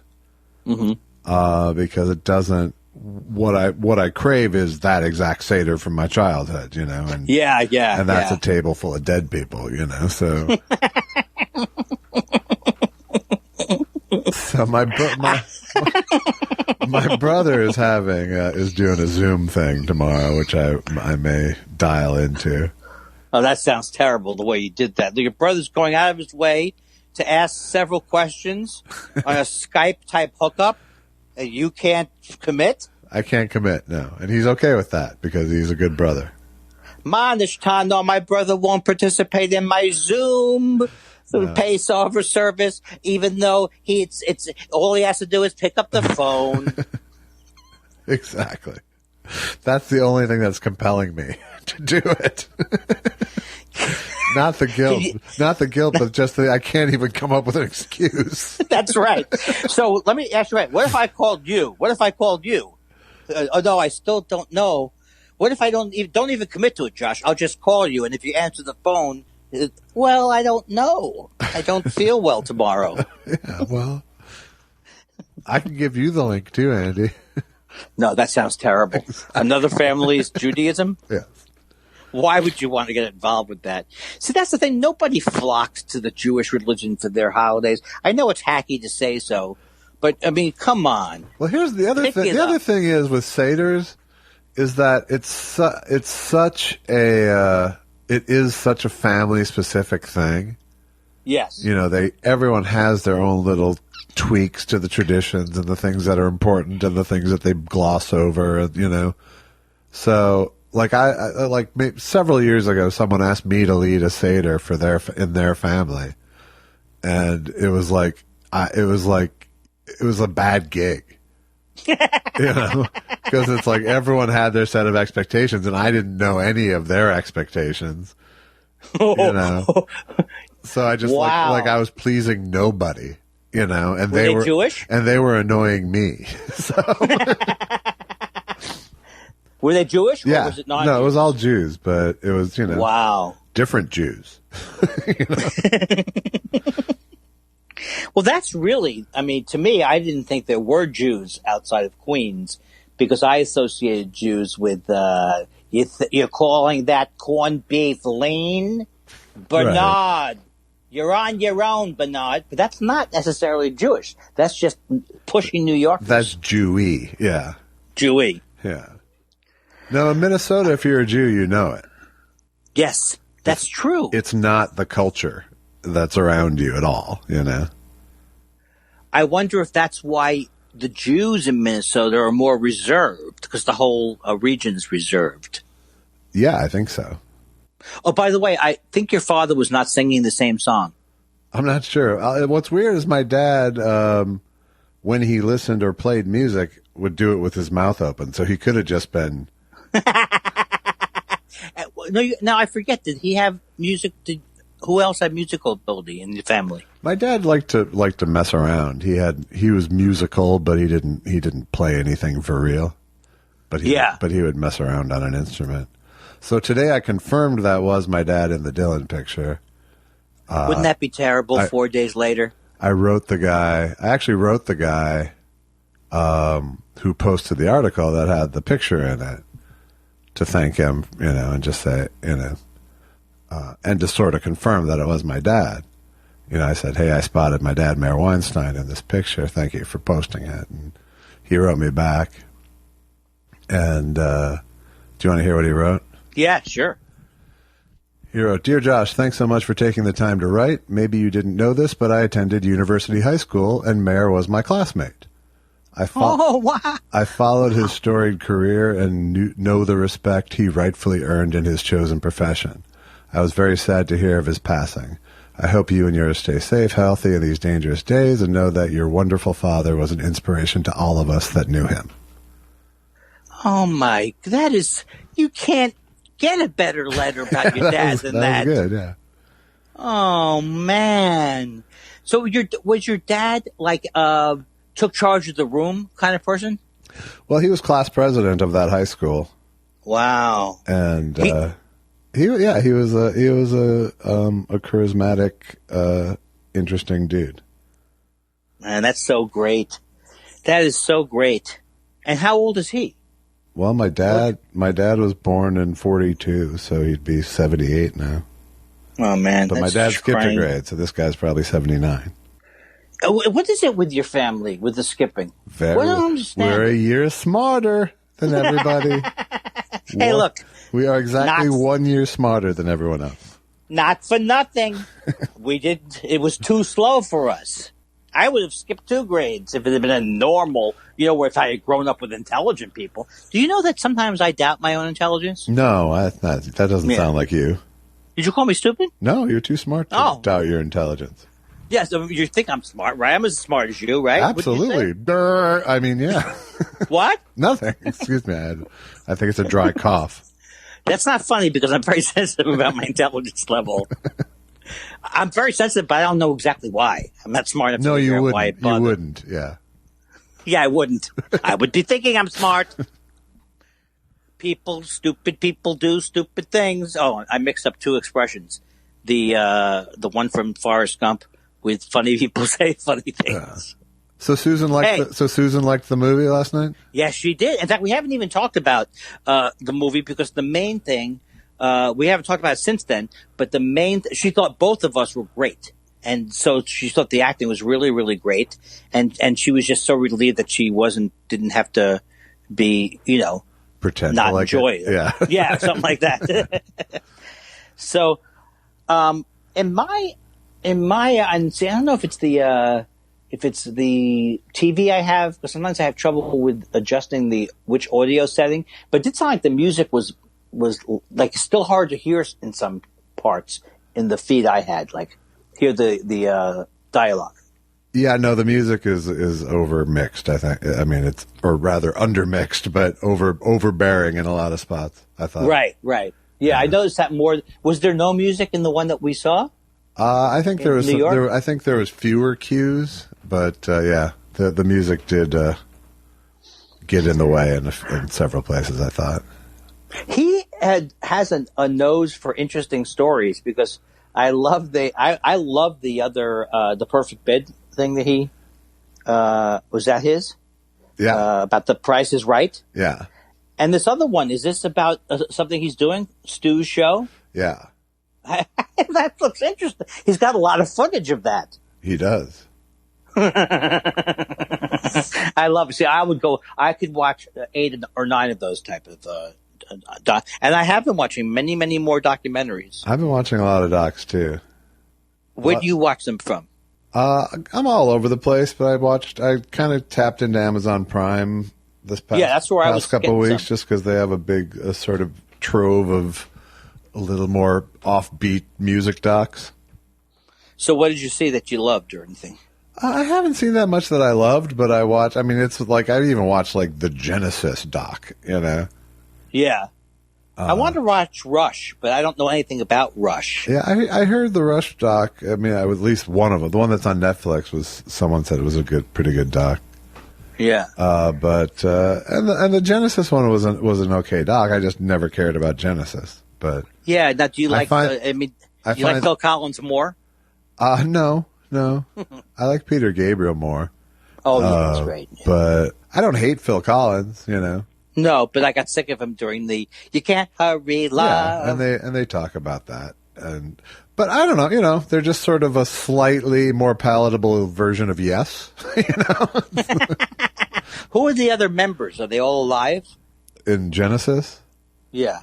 There was Tony Banks, I believe, the keyboard player, and then Mike Rutherford, Mike and the Mechanics guy. Oh. And Phil Collins. Tony, Phil, and Mike are the three that remain. Do they still go out and perform? I think so. I don't know. Phil was off for a while because he had some sort of medical thing, but I think he's back performing again. I don't like that name. Genesis? I mean, it is a good name. But it's either it reminds you of the Bible or reminds you of pretension. It's kind of something like a 10th grader would come up with. But it was, it's interesting because some of these British bands can hate each other for 40 years. Because they're just never going to have the conversation. Well, I read that article about where where Paul McCartney said to Randy Newman, he was on the phone with Randy Newman and Randy Newman was telling Paul McCartney they were writing some song together, going, boy, I hate writing, because I know Randy Newman famously hates writing. So he was saying to Paul McCartney, I feel like so much pressure. He goes, and so Paul McCartney says, well, what do you worry about? You don't have that much of a anything to live up to.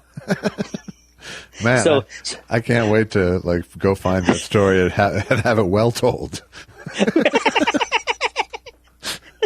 So Randy Newman says to him, Yeah, I guess you're right. Then when he gets off, he goes, "Who are you?" When he gets off the phone, "Who are you, asshole?" To Paul McCartney. I can't believe that Sir Paul would say that. That doesn't sound like him. No, you never hear him being off-putting. I swear to God, I have not heard of him being that off-putting. Is he famous? No, I think he's got the fake smile thing. He's got the fake thumbs up. There's a narcissistic out of touchness with Paul McCartney for sure. That's why Let It Be is so great to watch. I watched that George Martin doc on Amazon too. Oh, how was that? It wasn't bad. Does it have his son in there? Because his son helped work on that thing in Vegas. Yeah, his son's in there quite a bit, and Paul and Ringo are in there. But it talks about his whole career. He talks about being the only one who was relieved when the Beatles broke up. I mean, that's pretty funny. It must have been so. I mean, he was there the day that Lennon took acid instead of speed. I mean, he saw everything. Yeah. I don't say that was the. To me, I always thought, like, if I had to go to work and took acid by mistake, I guess if I was in a rock and roll band where they took a lot of acid, it would be different. It's a little different than the stereo store. Yeah. What are the other Beatles going to? Oh my God, George! I've taken me acid. I took the wrong pill. Oh, see how a pro can take it and turn it into a gem. I took the yellow pill. I should have taken the green one. Should have taken the green one. Liverpudlian. I've got a hole in my pocket. I got the hole in my pocket balls. What? What's wrong with it? It's good.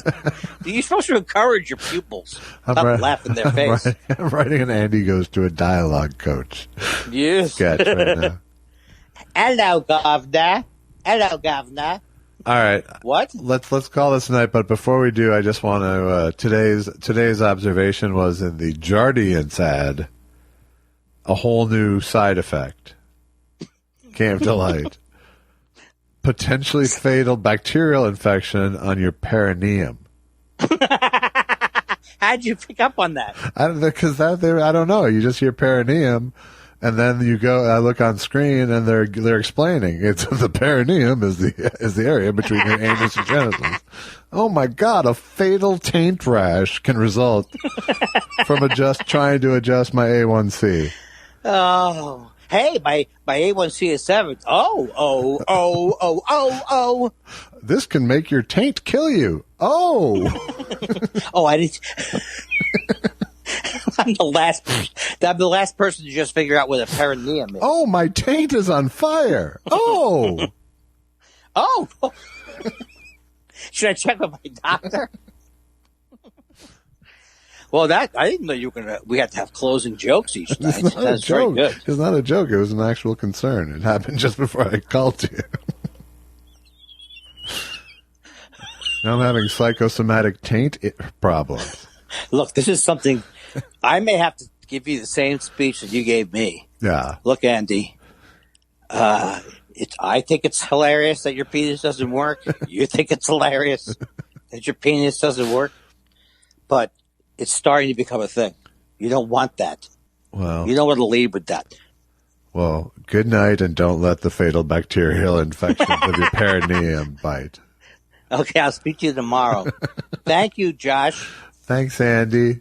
I'll do the hang up again. Okay. Okay, cool. Have a good evening. Likewise. Spock, sabotage the system.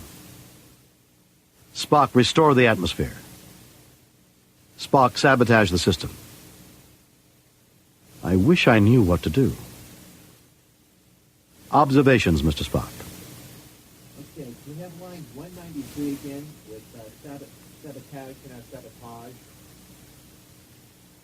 I don't say sabotage. You say sabotage. I say sabotage. Hi. Why, hello there. Hey, I just realized I get terrible reception here because I have Verizon, but I guess it's okay. It sounds okay to me. Okay, well then it's my voice. Sorry, I forgot. You know, it's like when I forget something, it really is forgotten. You know what I mean? Yeah. Do you think that's age? I forgot my brother's Seder today. Just straight up spaced it. Oh, that is wow! What are the odds? Yeah. Oh my God! Oh, you wanted it so bad. I know. No, it wasn't even a passive aggressive forget. I was just working, and I had 6 o'clock in my head, and it was 6 o'clock Central Time. So by the time it all came together, I was like, dope. Yeah, but then you don't have to worry. Having been raised in the way I was raised, you don't have to worry. Well, my brother's not going to love me anymore. Instant forgiveness. I don't even think there was a grudge to forget. Or did they say this? You missed it, and it's your fault that you missed it, right? Isn't it? It's your fault. And then once you say, I guess in my family, even saying yes, it was my fault, that didn't even really help. Right. Yeah. That's what I learned during therapy today. That blame assignment isn't step one. Well, it's a bit, and I don't know. You know, it's like I don't know if my mother's going to hear this. I still love that joke. I love it. And God bless like my I said mother, last time, and like I said last time, more likely now than before.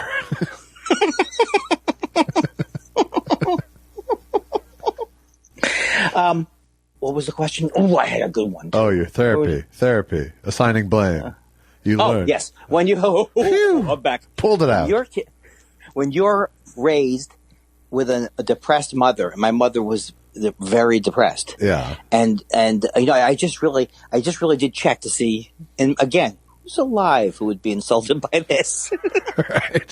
Who still, you know, I don't know. I know this is safe material now. Right. Well, but even my Aunt Charlotte would agree.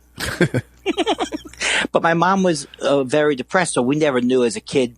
So what it means is I never am able to. It's like I needed to pay my therapist money, and I thought that the only way she could get paid was PayPal.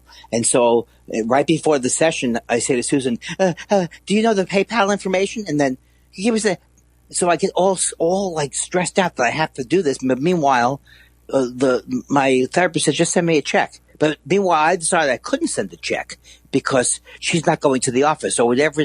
I spent half my life not just directly saying what the thing is. Yeah. So, because a depressed mother, because of her own, not because she didn't cause her own depression, she certainly helped ours along. That's right. Yeah, well, when you have something that's causing you to get faulty feedback, right? You know. No feedback, and then in some cases, no feedback.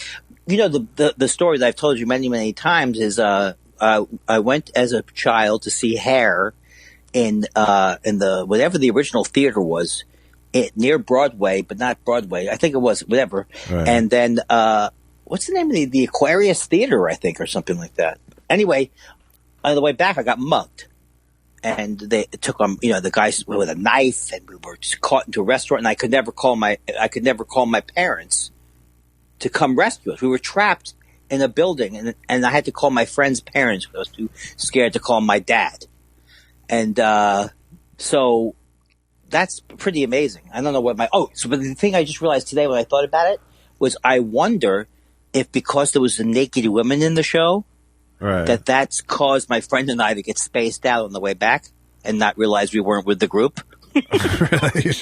That's what I'm thinking. I had never seen naked women live before. Your boners led you down a dark alley? Well, not specifically. That was later. Okay. And the guy said, "Call me Admiral."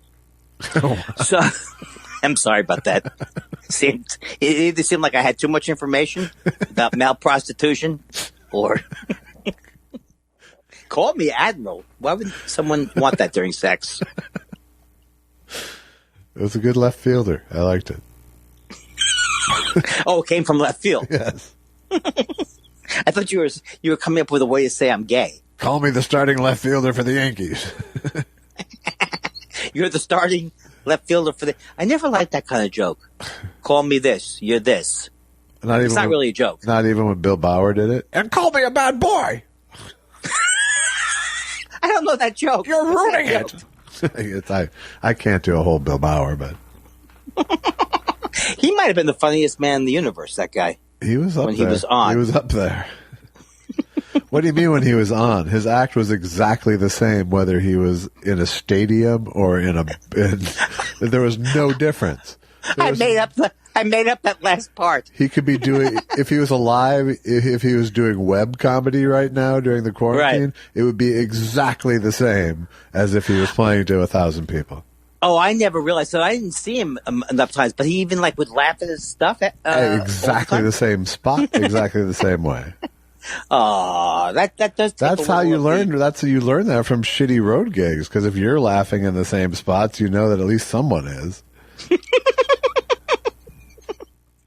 Yeah, that's true. It allowed him to keep his rhythm. You know? I guess I'm saying he's a truly oddball, funny guy. He was a great character. Wild Bill Bauer, look him up on YouTube. None of the YouTube clips I've seen do him justice, but at least you'll get the kind of flavor of crazy we're talking. Especially when you think of that people who say, if you didn't see Lenny Bruce live, you really didn't, it was hard to get it. I mean, that really could be absolutely true. I believe in terms, because there's so little footage of him, Yeah. I like the model glue bit that I've seen a million times. Oh yeah. Oh, there's definitely stuff that's you can see, and he's funny and all that kind of thing. But his thing is even more difficult because he is definitely bringing up Eisenhower and Nixon and all these things that right at the beginning you need to know. You don't have to know those things, but sometimes they do make it harder to appreciate. Well, yeah, I mean, it was all very current, and it was, it would be very hard for someone to see much Lenny Bruce with no context and become a Lenny Bruce fan, I think. I couldn't. Yeah. Whereas you could become a Newhart fan, I think, if you watch something from 1960. Yeah, because that's time. He's definitely timeless, and the idiom he's speaking in is. I just was so excited that I used the word idiom. You did, and then you stopped. I don't, because I was so goddamn excited. The best intellectuals don't stop mid-sentence to praise it. You don't think so? That's a big word. No. I can't believe that. Did you hear me use idiom recently? Not bad. Not bad. I can't use any words at all now because I'm always conscious of the fact, like when people use the word utilize instead of use, it's always in some kind of a TV setting or when they want to sound more smart. Wow. I utilize. That's a bad example. That's pretty harsh. Do you think the fact that I backed out of ridiculous statements faster is better. It is good. It is good because really, how would you look digging in on that? Well, Josh, you're talking in the idiom of the normal standard. Did you just utilize idiom in a sentence? Yes, I utilized idiom because there's a vaudeville rhythm, but a lot of people don't realize. I wish I was one of these people. A lot of people don't realize this. That when Eddie Cantor in 1937 knocked over a teacup at I can't think of one more name. Chesson's. At Chesson's. And Sheldon Leonard, but they don't know that Sheldon Leonard was afraid to. I'm a person who knows history. You could call me Cliff Nesteroff. So you're waiting for groceries, you said, before we talked. Yeah, we had to pick up at 6 o'clock. Well, they said pick it up between 6 and 7. Now, the last time I picked it up between 6 and 7, which you didn't even ask me to elaborate on it, because what's the point? It's not going to be interesting what I'm going to say. But last time I got there at 6 and they were ready to go. But now I think more people are ordering. Yeah, because everyone's shut in this week. Oh, because we're really not supposed to leave, right? Right. Yeah, they said this week don't even go to the grocery store if you can help it. Yeah, but you're doing it the right way. You're doing a pickup. That's right. Fine. Don't. You're not being bad, Andy. Oh. What? Am I to be blamed? Am I to be blamed later for this if you die? I went out and got milk yesterday. I did. Where'd you get it from? From a 7-Eleven. Did you get it from the 7-Eleven and I know exactly where it is? I can't say. I don't know. Yes. There's only one 7-Eleven near here going in that one direction. Okay, then probably. Was it on the north side of the street? Yes, it was. Thank you. This is like Columbo with no payoff. Yes. One more thing, Josh. It's like if you hired Columbo for busy work because you were planning a surprise party for him. Yeah, I got all that information you wanted, ma'am, but I don't quite understand knowing how many holes it takes to fill the Albert Hall. I'm on the trail of the milk. See what you get to do? You get to do the impression part. All I can do is, here's my Columbo. One more thing, ma'am. That's more Bugs Bunny than Columbo, I gotta say. You dirty rat. Do you know for the first 12 years of my life, all I thought impressions was people saying, you dirty rat. Right. You dirty rat. Frank Gorshin, you dirty rat. James Stewart, are you dirty rat? You dirty rat. And now, Jimmy Stewart, is it true that you've written a poem about your dog that you'd like to read on tonight's show? Why, yes, I have, Johnny. Yeah. Oh, I'd love to hear this. We love it when you come on here. This is called To Rufus. To Rufus. To Rufus. To Rufus. Oh, dear Rufus, you are a abiding soul. You sit by my feet, and you drink from a bowl. It's so good. It's so good. Oh, now if it was Jimmy Stewart hosting You Bet Your Life, then you'd say, okay, are you ready to win some money? Are you ready to win some money? And what if somebody else hosted a show that we don't, that's no longer in the... Let's play wacky non sequitur matchup. I love the joy. I feel very good as a friend that I could bring you joy by introducing a new premise. You did. You put me right on the spot. I was doing that stand up without a net there. Whatever that was. Set list. As opposed to first thought theater? Right. I don't know. It's both. It was both. As opposed to this, where I say this to you, Mr. Weinstein, come in here immediately. Yes. I've got nothing, but please, Mr. Weinstein. Mr. Weinstein, please come to my attention that this bit is getting rather old because it's not so much old. It's not so much old as underdeveloped, sir. Well, also, I believe that my voice accent keeps changing, sir. Oh, I thought... Every time I do it. I thought you were an alien. I'm sorry. I thought... Mr. Weinstein, part please. of the character. Mr. Weinstein, please. That's all I can do from that one now. Mr. Weinstein, you know what? Before you do another dot of work, put some more coal in the shoofy. The shoofy, sir? Yes, and I'm sorry.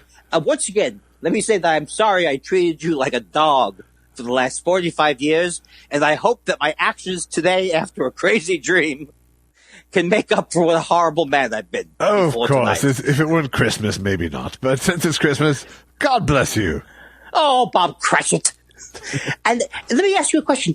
Was I able to give enough money to your family before Tiny Tim's illness was not covered by any insurance? No. We lost him, but that's okay. We're going to use his room for an office, so it all works out. May I say this to you, Bob Cratchit? My bad. Yes, sir, you're bad indeed. And you're bad to all of us. Neither one of us are exactly Charles Dickens. No, not exactly. You had the best joke of the week so far, if we're going to add them up. You scored. What was that? I don't know. Just 5 minutes ago, you did a bit. It was Jimmy Stewart's poem. Was that your fave? Rufus. You're abiding. It's like I love the treacly. That's like treacly or something. Yeah, that's what I was going for. You love Rufus. And Johnny, I want to say that my dog, Rufus, is no longer with. I can't do the voice. I think I'm doing like Johnny Carson.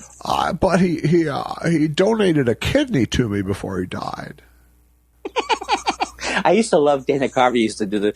He would bother his mother, and he'd come down just to Jimmy Stewart every morning. Mama, I see that we're going to have some pancakes. I know. It'd be better if I could do the voice. A little. Oh, do I love him? Yeah.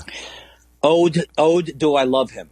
Well, what? Let me close by just reminding you that chickens make terrible house pets. Oh, Josh, could I tell Chicka, I make a bad. This isn't racist at all, right? No, it's Dana Carvey. You're just doing a Dana Carvey impression. I make a better husband.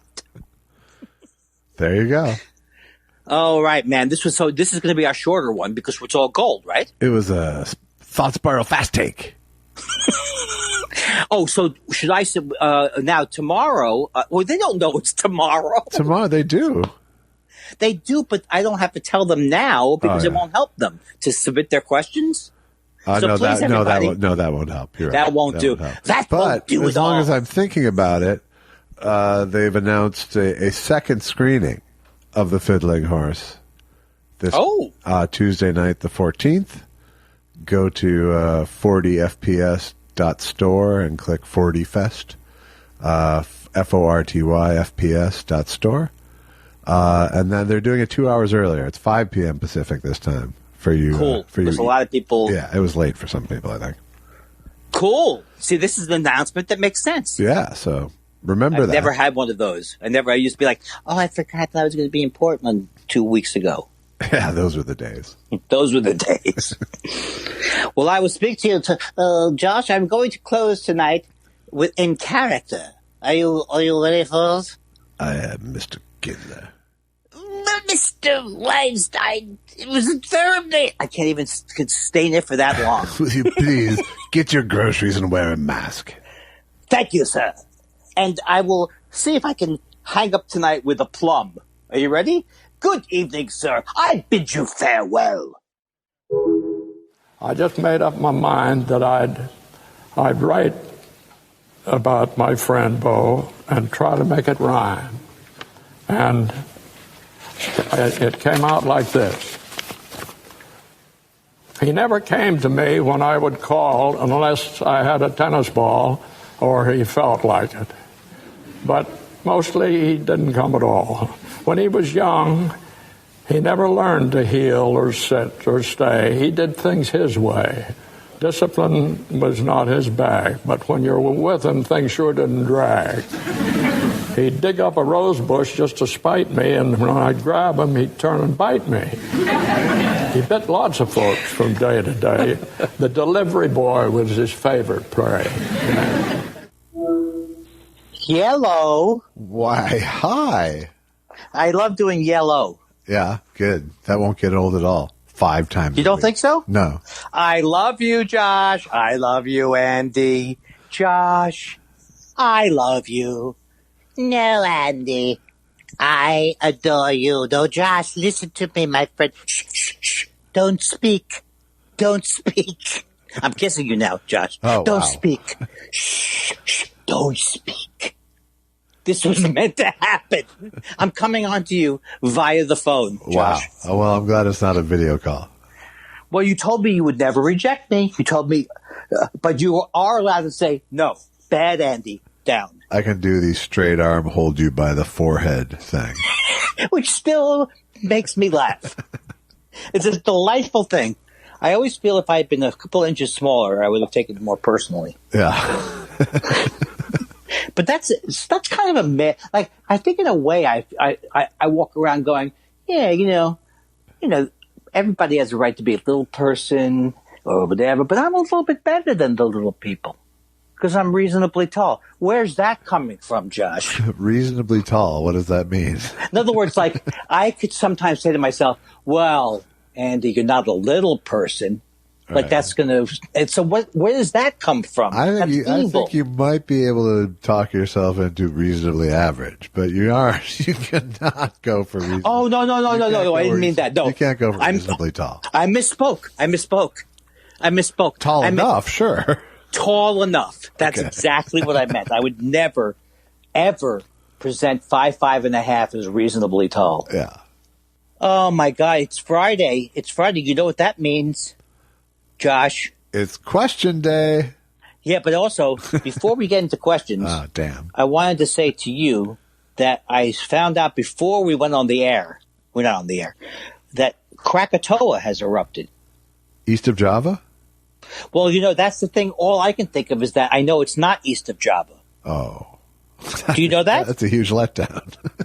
You knew that, right? I did not, but I never really looked into it. That's the funniest part of that movie, from my knowledge, was that the name of the movie got the location of Java wrong. Wow, that's shoddy. Oh, shut up, both of us. So, is that near Hawaii, you think, or where is it? I think it's Indonesian. Oh, well, then I'm not concerned. What part of the world could you get? Krakatoa, east of Encino. Hey, call me when it's Krakatoa heading towards West Covina. I did the exact same joke you did, and just changed it and hit the second part harder. It's like Robin Williams in the old days. Remember Billy Crystal once said, "You're stealing from me and I haven't even left the studio." Of course, those were the days when I would look up to Billy Crystal over Robin Williams. Yeah. Everybody hates Billy Crystal's. What's the most racist thing he does? Is it what's that? I said guts. Well, no. But is it Muhammad Ali that he does, or is it Sammy Davis that's really insulting? Well, it's his old jazz man. That's really the most insulting, I think. Jazz man. I mean, yes, there's blackface involved in all of his. No, are you kidding me? No. Oh my God, I don't like it. You know what? I'm less fond of the blackface because that's the thing. You called me up when that happened, and you said, "I hope there's no pictures of either one of us with blackface." No, it's bad enough they have us in Jew face. I love anything Jew, and something follows it. Hey, how about some Jew letters? That sounds good, brother. I'm in the upside of grieving today, where I'm kind of like, it's like a euphoria kind of thing. So that's why I use more exclamation points. So when you said, "Can you do 9:15?" I said, "Sure." All right. Sure. It's like, "Oh, I'm still here, Josh. Don't worry. I'm doing good." Just another manic morn day. I'm a sucker for that kind of thing. I like wordplay, and I like it when it's a song I enjoy too. There you go. It adds another level to it. It had a little something for everyone. All right. We're going to questions because you're making noises. I don't know if you realized. All right. Fletcher Alexson says, I hope I'm not being dramatically incorrect, but I almost fell off a ladder when Andy misremembered Smurfs. Why would that be politically incorrect? He said dramatically incorrect. Dramatically incorrect. Yeah. Well, to fall down is not good. It's hard when you don't remember any conversation. It really. Well, what did I think? Because I leave some fucking gold along the way, and it's just. What do you think Smurfs forgotten was? Treasures. They're like a toy. You throw them around. What are they though? For real? They're like a toy. You throw them around. Isn't that what they are? Are they a form of like Kool-Aid? No, that's how I think of them. No, they are little characters. They're little, and they're made of like foam rubber. No, well, rubber. But they're also animated cartoon characters. But they're shot with live action rubber? No.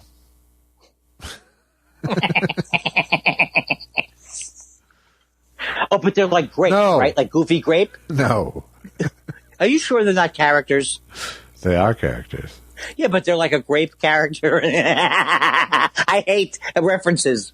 You can go Smurf yourself. See? Yeah. Got me back. You can always win me with that. Yeah. Natweet Bahara says, man, that was unnecessary. That was so annoying because, never mind. Tell me why. I've just had 2 family members die. I'm not afraid to hear some criticism. It's annoying that you don't remember that golden moment is all I'm saying.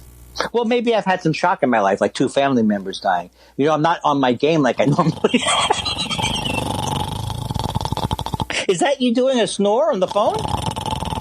It sounds like you're whipping cream. Are you making strawberries and cream? You're smoking a bong. Is it bong? That's a smoking bong. Smoking bong.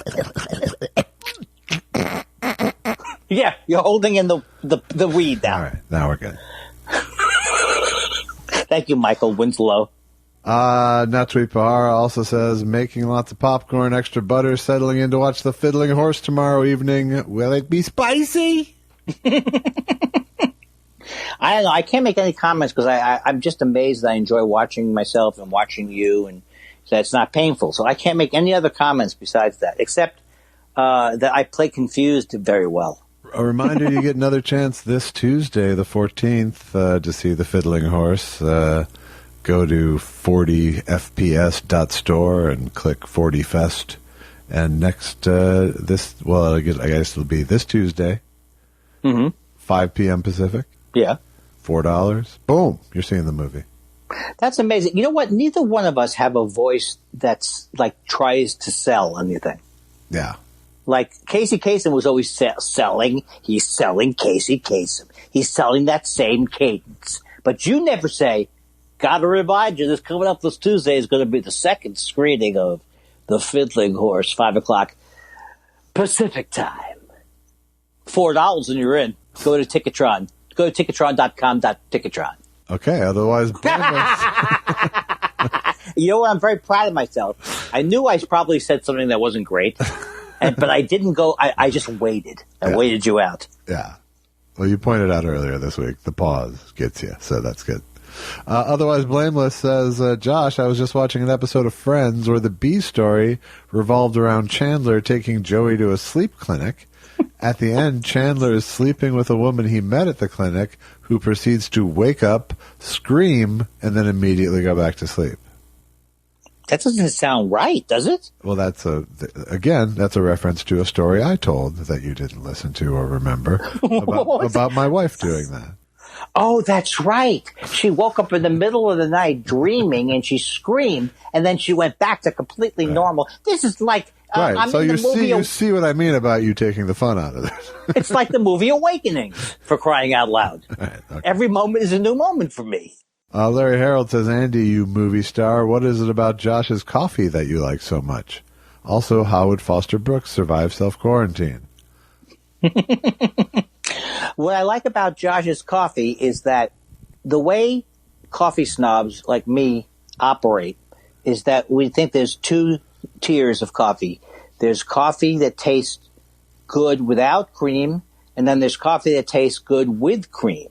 And because you use a darker roast of an extremely good roaster, the counteracting cream makes it delicious. Because sometimes when I'm outside the house, I don't like to drink coffee black. For some reason, it's not the same as when I make it home and it's black. Right. So it's it never goes wrong. Whereas when you have black coffee, if I brought a black coffee over or whatever, it would get more room temperature, then it wouldn't be good. So for some reason, it's just, well, not some reason. I think I explained. Yeah. Oh, also, I don't know what your percolator, or what are they called? Not percolator. Not a coffee maker. Yeah, coffee maker. I don't know why it's great, but it just happens to be great. No, I think it's more the beans than the coffee maker, but. Yeah. And the grind. It's a good grind. I got the right grind going. Do you do your own grinding? I do. Oh, I think I knew that already, but that is 95% of, unless you have bad coffee. You can't take Starbucks dark coffee and make it taste good without cream. Right. But doesn't taste like a Josh Elvis wine. And how would Foster Brooks survive self-quarantine? Oh, I forgot that. Well, if you're asking if the drunk character would survive quarantine, I'm sure he would be quite inebriated. But as for myself, I shall read a good book. Oh my God, this is the best act. This would be my favorite act. Would be Foster Brooks not doing his act. I think I put that in the last show. The clip of him being straight Foster Brooks. Well, Johnny, thank you for having me as a guest, Johnny. Yeah, check out Mr. Carson. Check out last week's show. I had to start listening again. No, that was it actually. I was editing this week's show today. Right. The one that we're in the midst of. Yeah, this week's show, right? Yes. Exactly. And it was cheering me up. Oh, you know what? I am not going to just promise this. I was laughing in the same places. I was laughing along with myself on tape. That is what better tribute? Yes. Unless you were a narcissist, which you're not.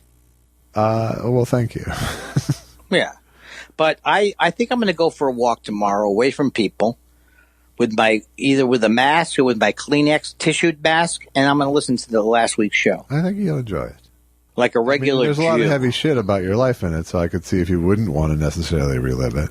No, it's before you even said that, I was thinking to myself that if I listened to it, that might be, because I'm trying to get myself to think more about my mom and my sister in general, as opposed to pushing it down when it comes up. So that might be good for me. And listen to this week's show, too, because there's some good stuff from Tuesday or Wednesday or whatever it was.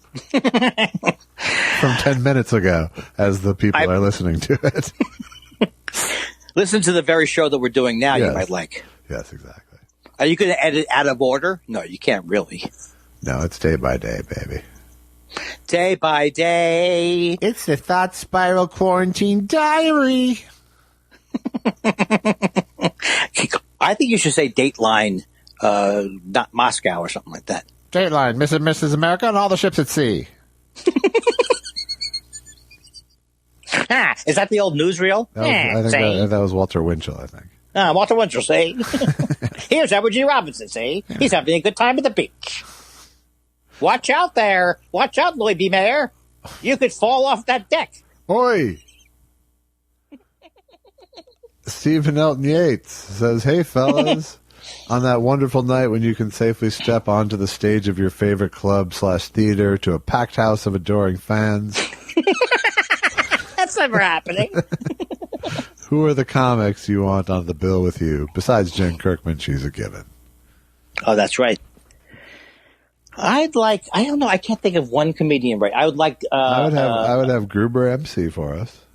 Cool. Eddie Pepitone? Eddie Pepitone, sure. Maybe bring Frank Conniff in. Yes.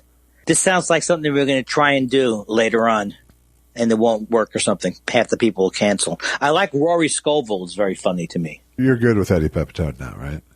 Yes, because of you. Okay, good.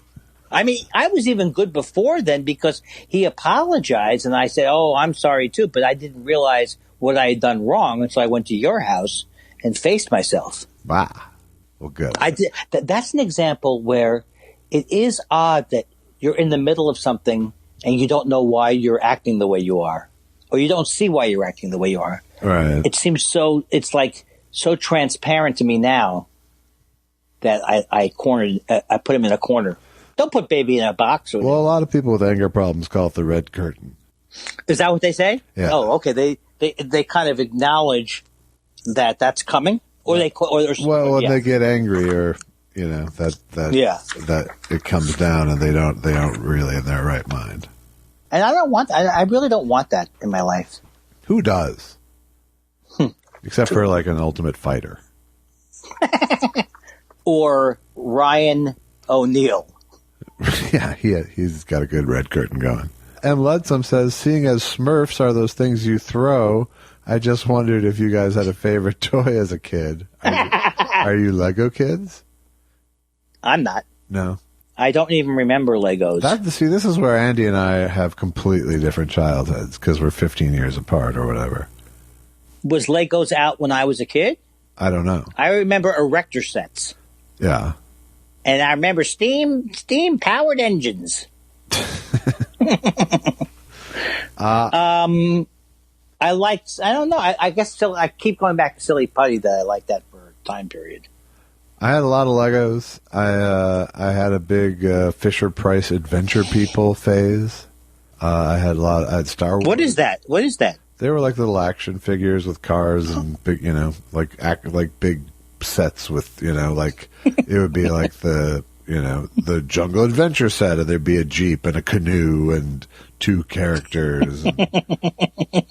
I see you play. I see you playing with these toys just like you are now. And there'd be a motorcycle on top. Yeah, it was super cool. That's cool. And they were like the size of Star Wars action figures. In fact, you could have Star Wars characters do cameos in your Fisher Price Adventure People play. I tell you, that sounds like a lot of work. Well, it's just because of the agents. They're always in the way. Yeah. The articles people go, I don't want to go through your agent. Oh, in other words, you don't want to pay me anything. Right. Is that what you're saying? Yes. Let's keep the agents out of it. So it's a cheap thing you're offering me. But I had lots of toys. I also went through the whole video game thing from a fairly young age. We had video consoles. Wow, what a life. Oh, God, it's been a glorious time. Well, it's weird because there are things that I grew out of, but at the time they were so exciting to me. And the one that I always go back to in my mind is electric football, which was a vibrating board. Electric football, yeah. And I clearly remember being so thrilled by it for like a year. Yeah. It was a pretty rainy day thing for us. Craig Smith had the vibrating football. So we would pull it out, and it sucked. It was horrible. What's the name of your other friend? Craig Smith and Barry Golob was the other one from more. Golob, right? Yeah. Barry Golob. Yeah. You could get sued for this. No, I couldn't. They both. No, because you're saying nice things. Yeah, they both like me. Well, maybe they could turn on you. They might. Alan Art Show asks, when this prison sentence ends, what national park will you visit first? I never thought of that. No. I don't think I'll ever go back to a national. Maybe I will, but maybe, I've never been to Yellowstone, and I kind of really want to go. I've never been to our big one, to Yosemite. Yeah, that's beautiful, and that's just closer. Yeah. You should go there first then. Yeah. So it's really amazing. I'll say Yosemite. Yeah, you're very lucky because you don't have to go as far to get there. It's true. That is so lucky. Yeah, you can't be luckier than that. Well, I'm thinking about the fact that we'll never fly again, and we're never going to be with people again. So if you have to drive somewhere, you want to be socially distanced, and, if that happens, Yosemite's a better bet. Thank you. Oh, God. What's the matter with me? Sorry, no. I made myself sick. My banter function was rebooting while you were saying that. Well, sure thing, buddy. I'll check it out. Guy Incognito says, playtime's over. Could we hear James Mason reciting My Sharona virus in his patented way, please? I think that's great. Take a look. Oh, my little pretty one. My little pretty one. When you gonna give me some time, Sharona? Oh, you make my motor run. My motor run. Gun it coming off of the line, Sharona. Never gonna stop. Give it up. Such a dirty mind. I always give it up for the touch of a younger kind. My Sharona. Are you telling me that's the lyrics? That's it the sounds lyrics. like a sexual predator. Never gonna stop. Give it up. Such a dirty mind. I always give it up for the touch of a younger kind. My. Ooh. Now, how could you write? I know they were not a one-hit wonder. Maybe they were. I don't know. But that's such a great song for your one hit. They had a knack for it. I hope someone responds negatively to that. Christy W. says, do you guys remember the 70s movie Foul Play with Goldie Hawn and Chevy Chase? Of course I do. Such a fun movie, great cast, totally forgotten. Not by me. For the possible return of Homework, may I suggest Matter of Life and Death, the original version of Heaven Can Wait. Very interesting film. I would see that, and I don't remember Foul Play. Really? No, I don't know that I've seen the whole movie. A lot of people think of it as Chevy Chase's good movie. Oh, well, I'm going to have to check it out. I want to see it. Funny. It's a pretty funny movie. Do they have a chemistry? I mean, I haven't seen it in 20 years, so I could be really wrong about how it holds up. I'll check it out. But Billy Barty's in it. Oh. Do you want to go back to Homework? Sure. Because Mark Thompson says, I want to request a return of the assignment segment. All right. I always enjoyed your reviews, and in this time of Thought Spiral daily update format, it may be easier to do. Just a thought. Yeah. No pressure. Me being a loyal listener from Test Show 1 on, don't even consider it. Well, what would be our argument against doing it? What else do we have to do? I want to do. I've been in sort of since we talked about Lawrence of Arabia the other night. I've been in a Peter O'Toole kind of thing. So, since would you watch Lawrence of Arabia? I would, only because you said it was a good movie. It's a really good movie. It's a 3-hour good movie. Yeah, I can be ready for that. I just watched The Irishman. Yeah, it's better than The Irishman, and I haven't even seen The Irishman.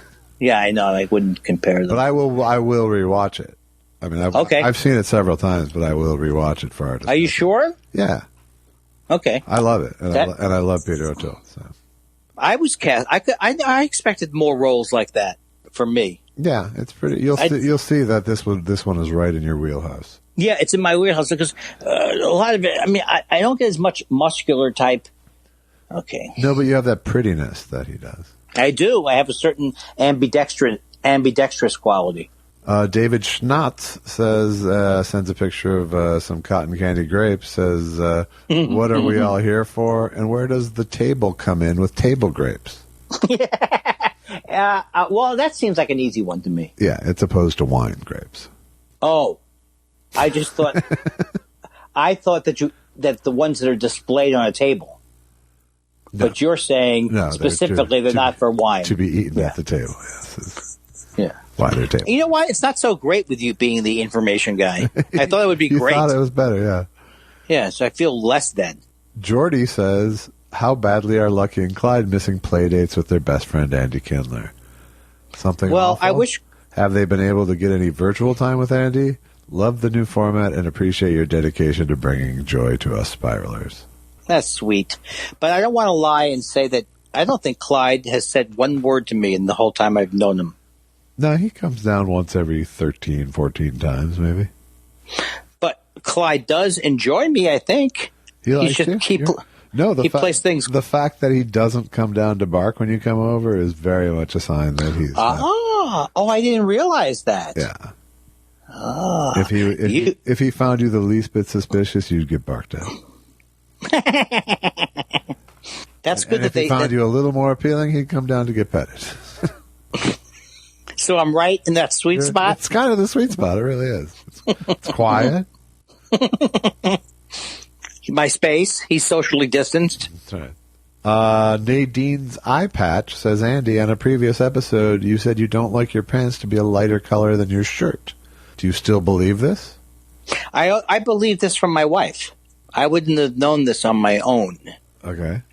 So I can't even really explain why it looks weird if the pants color is lighter than the shirt. But I just don't agree with it. So. Well, then I may even be misapplying something that she said once. Okay. Maybe it was just a particular outfit, and she was just trying to come up with a reason to tell you to go change. If I wore white pants, well, I don't think she thinks I look good in white pants, and I don't particularly want to wear white pants. Right. But khakis. So but what about khakis? I don't like khakis that much anyway. So that's where it goes. Because the khakis have those, what are those things called? Where they're bunched up at the thing? Well, pleats? You don't have to get pleated khakis. In fact, it's pretty, are you saying hard, it's hard to get them now. It's hard to get them now, in fact. Well, I think that if you were attracted to me, which you're not, or if you were my wife and could look at me that way, you would say that I don't look attractive except mostly in jeans. And I look hot in jeans. Very hot. Uh-huh. Even with a penis that no longer works. You can wear tighter ones then. That's the beauty of it. Yes. Dan, my penis has been described as squishy. Is that wrong? No, apparently it's exactly dead on. I love it. I love the image of it. I love how it ruins any sense of sex appeal for me. It's just great. Well, that's good that I'm past the age where I would even want to come off as sexy. Yeah, it is. It matches up well with reality. Yeah, and not something you ever had to worry about. Bing! No. Bang! Boom! You've been Kindlered. Congratulations. You just got Kindlered. Dial 9 for an outside line. Please stop by the gift shop for the photo of your jaw-dropped expression. You just got Kindlered. Happy New Year. Please move along. Please move along. Keep your hands inside the ride. Got a lot of people want to be Kindler, dear people. Don't hog all the time. Dan March says, what TV characters did you love as a little kid? Did you copy any of the characters and their catchphrases? What you talking about? And did you want to grow up to be a detective or a medical examiner or a wisecracking prisoner of war?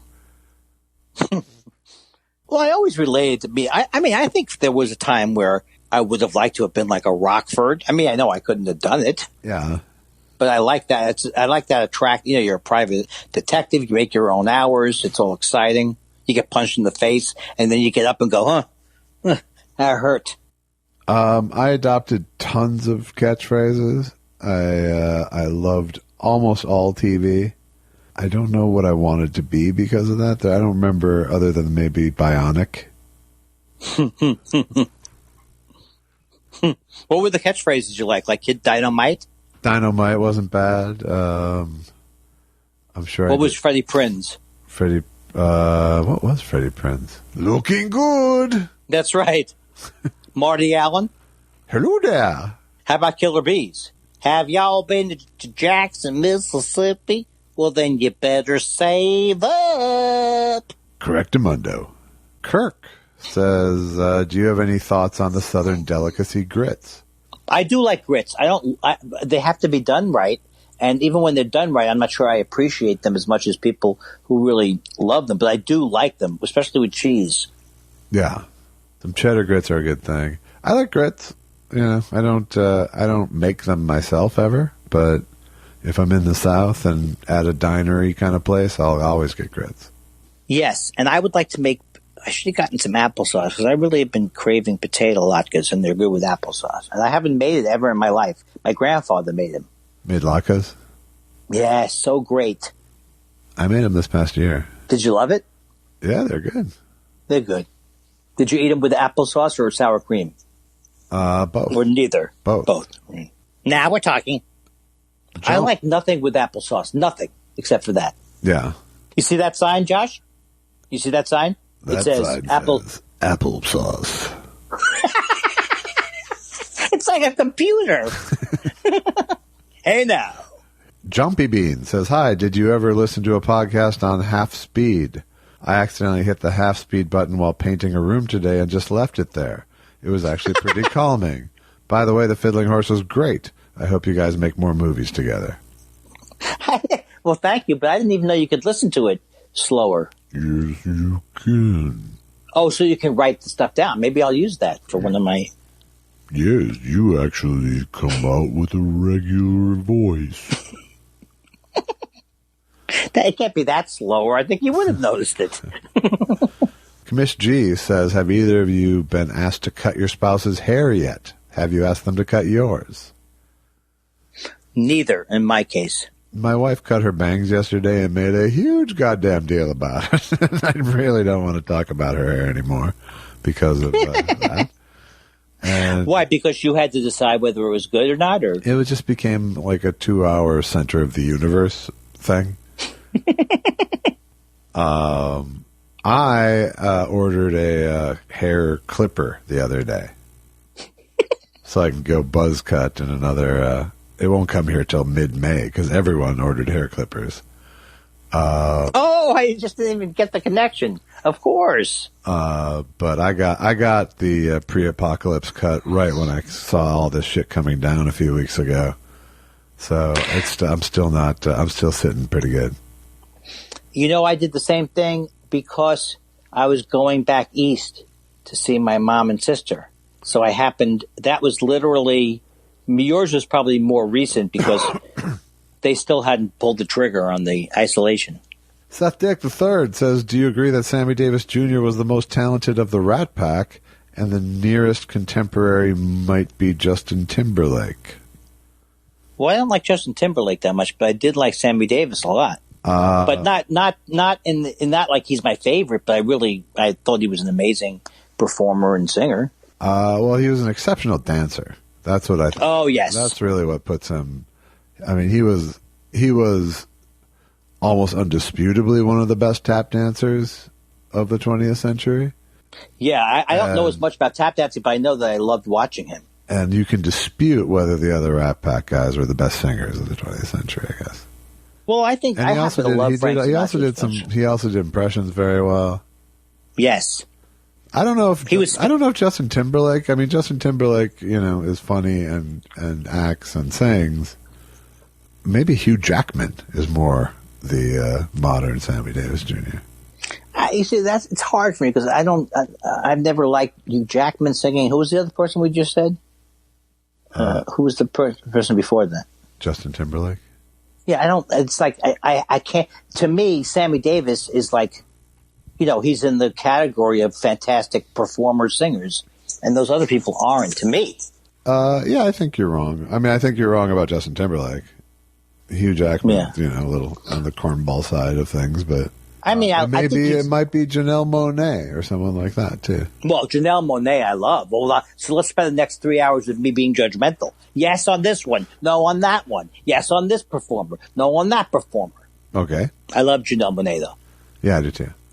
Mm-hmm. Michelle Wisecarver says Andy's comments about Smurfs and Josh's reaction nearly made me drown in the shower. Thanks and love. I have to listen to that now. First, look at what a Smurf is, and then thanks and love as always, gentlemen. Parenthetically, I am also a proponent of Bring Back Homework movement. Love hearing your thoughts on movies. You have time now. Please and thanks. I think she's right, and I also like that she used parenthetically. Only other person I heard use it was my dad. I've heard people use it. I love it. I said it. She didn't say it. She actually just put something in parentheses. Oh. Well, then I guess I'm falling in love with you through Michelle Wisecarver. Greg Kelly says, watching Wizard of Oz and can't recall which part James Mason was to play before he got sick from makeup. Do you remember? That's a nice way in. Very clever. You fooled me going in. Well, I believe I was meant to play the courage-challenged lion. until the incident. Very good. I like the brevity of it. Not that it has to be brief, but I enjoyed that part of it. All right. Finally tonight, Jeff Goldstein says, in our neighborhood, we are being asked to put stuffed bears in windows so local children roaming around can go on, quote, bear hunts. Is your hood encouraging peeping, doing anything special due to the crisis? Or a third thing? I like that description of it. I saw, I walked by your house today, and I walked on your street, and I did see a bear in one window in our neighborhood. Really? Yeah, which made me go, oh, it is a thing. I think it's very nice, but I'm not going to get that excited about it. I hadn't heard about any of this. Oh, yeah, it's like because there's so few people out, that when you have these bears in the window, little kids feel like, there's like a little community going. No, I got it. I thought you didn't understand the concept. No, I just hadn't heard about it. Are you sure you get the concept of it? Because I'll go over it. I'm pretty solid on this. What? Pretty solid. Pretty good. I'm doing my hook line for my show, Curb Your Enthusiasm. I have several of them, but one of them is going to be pretty good. Pretty good.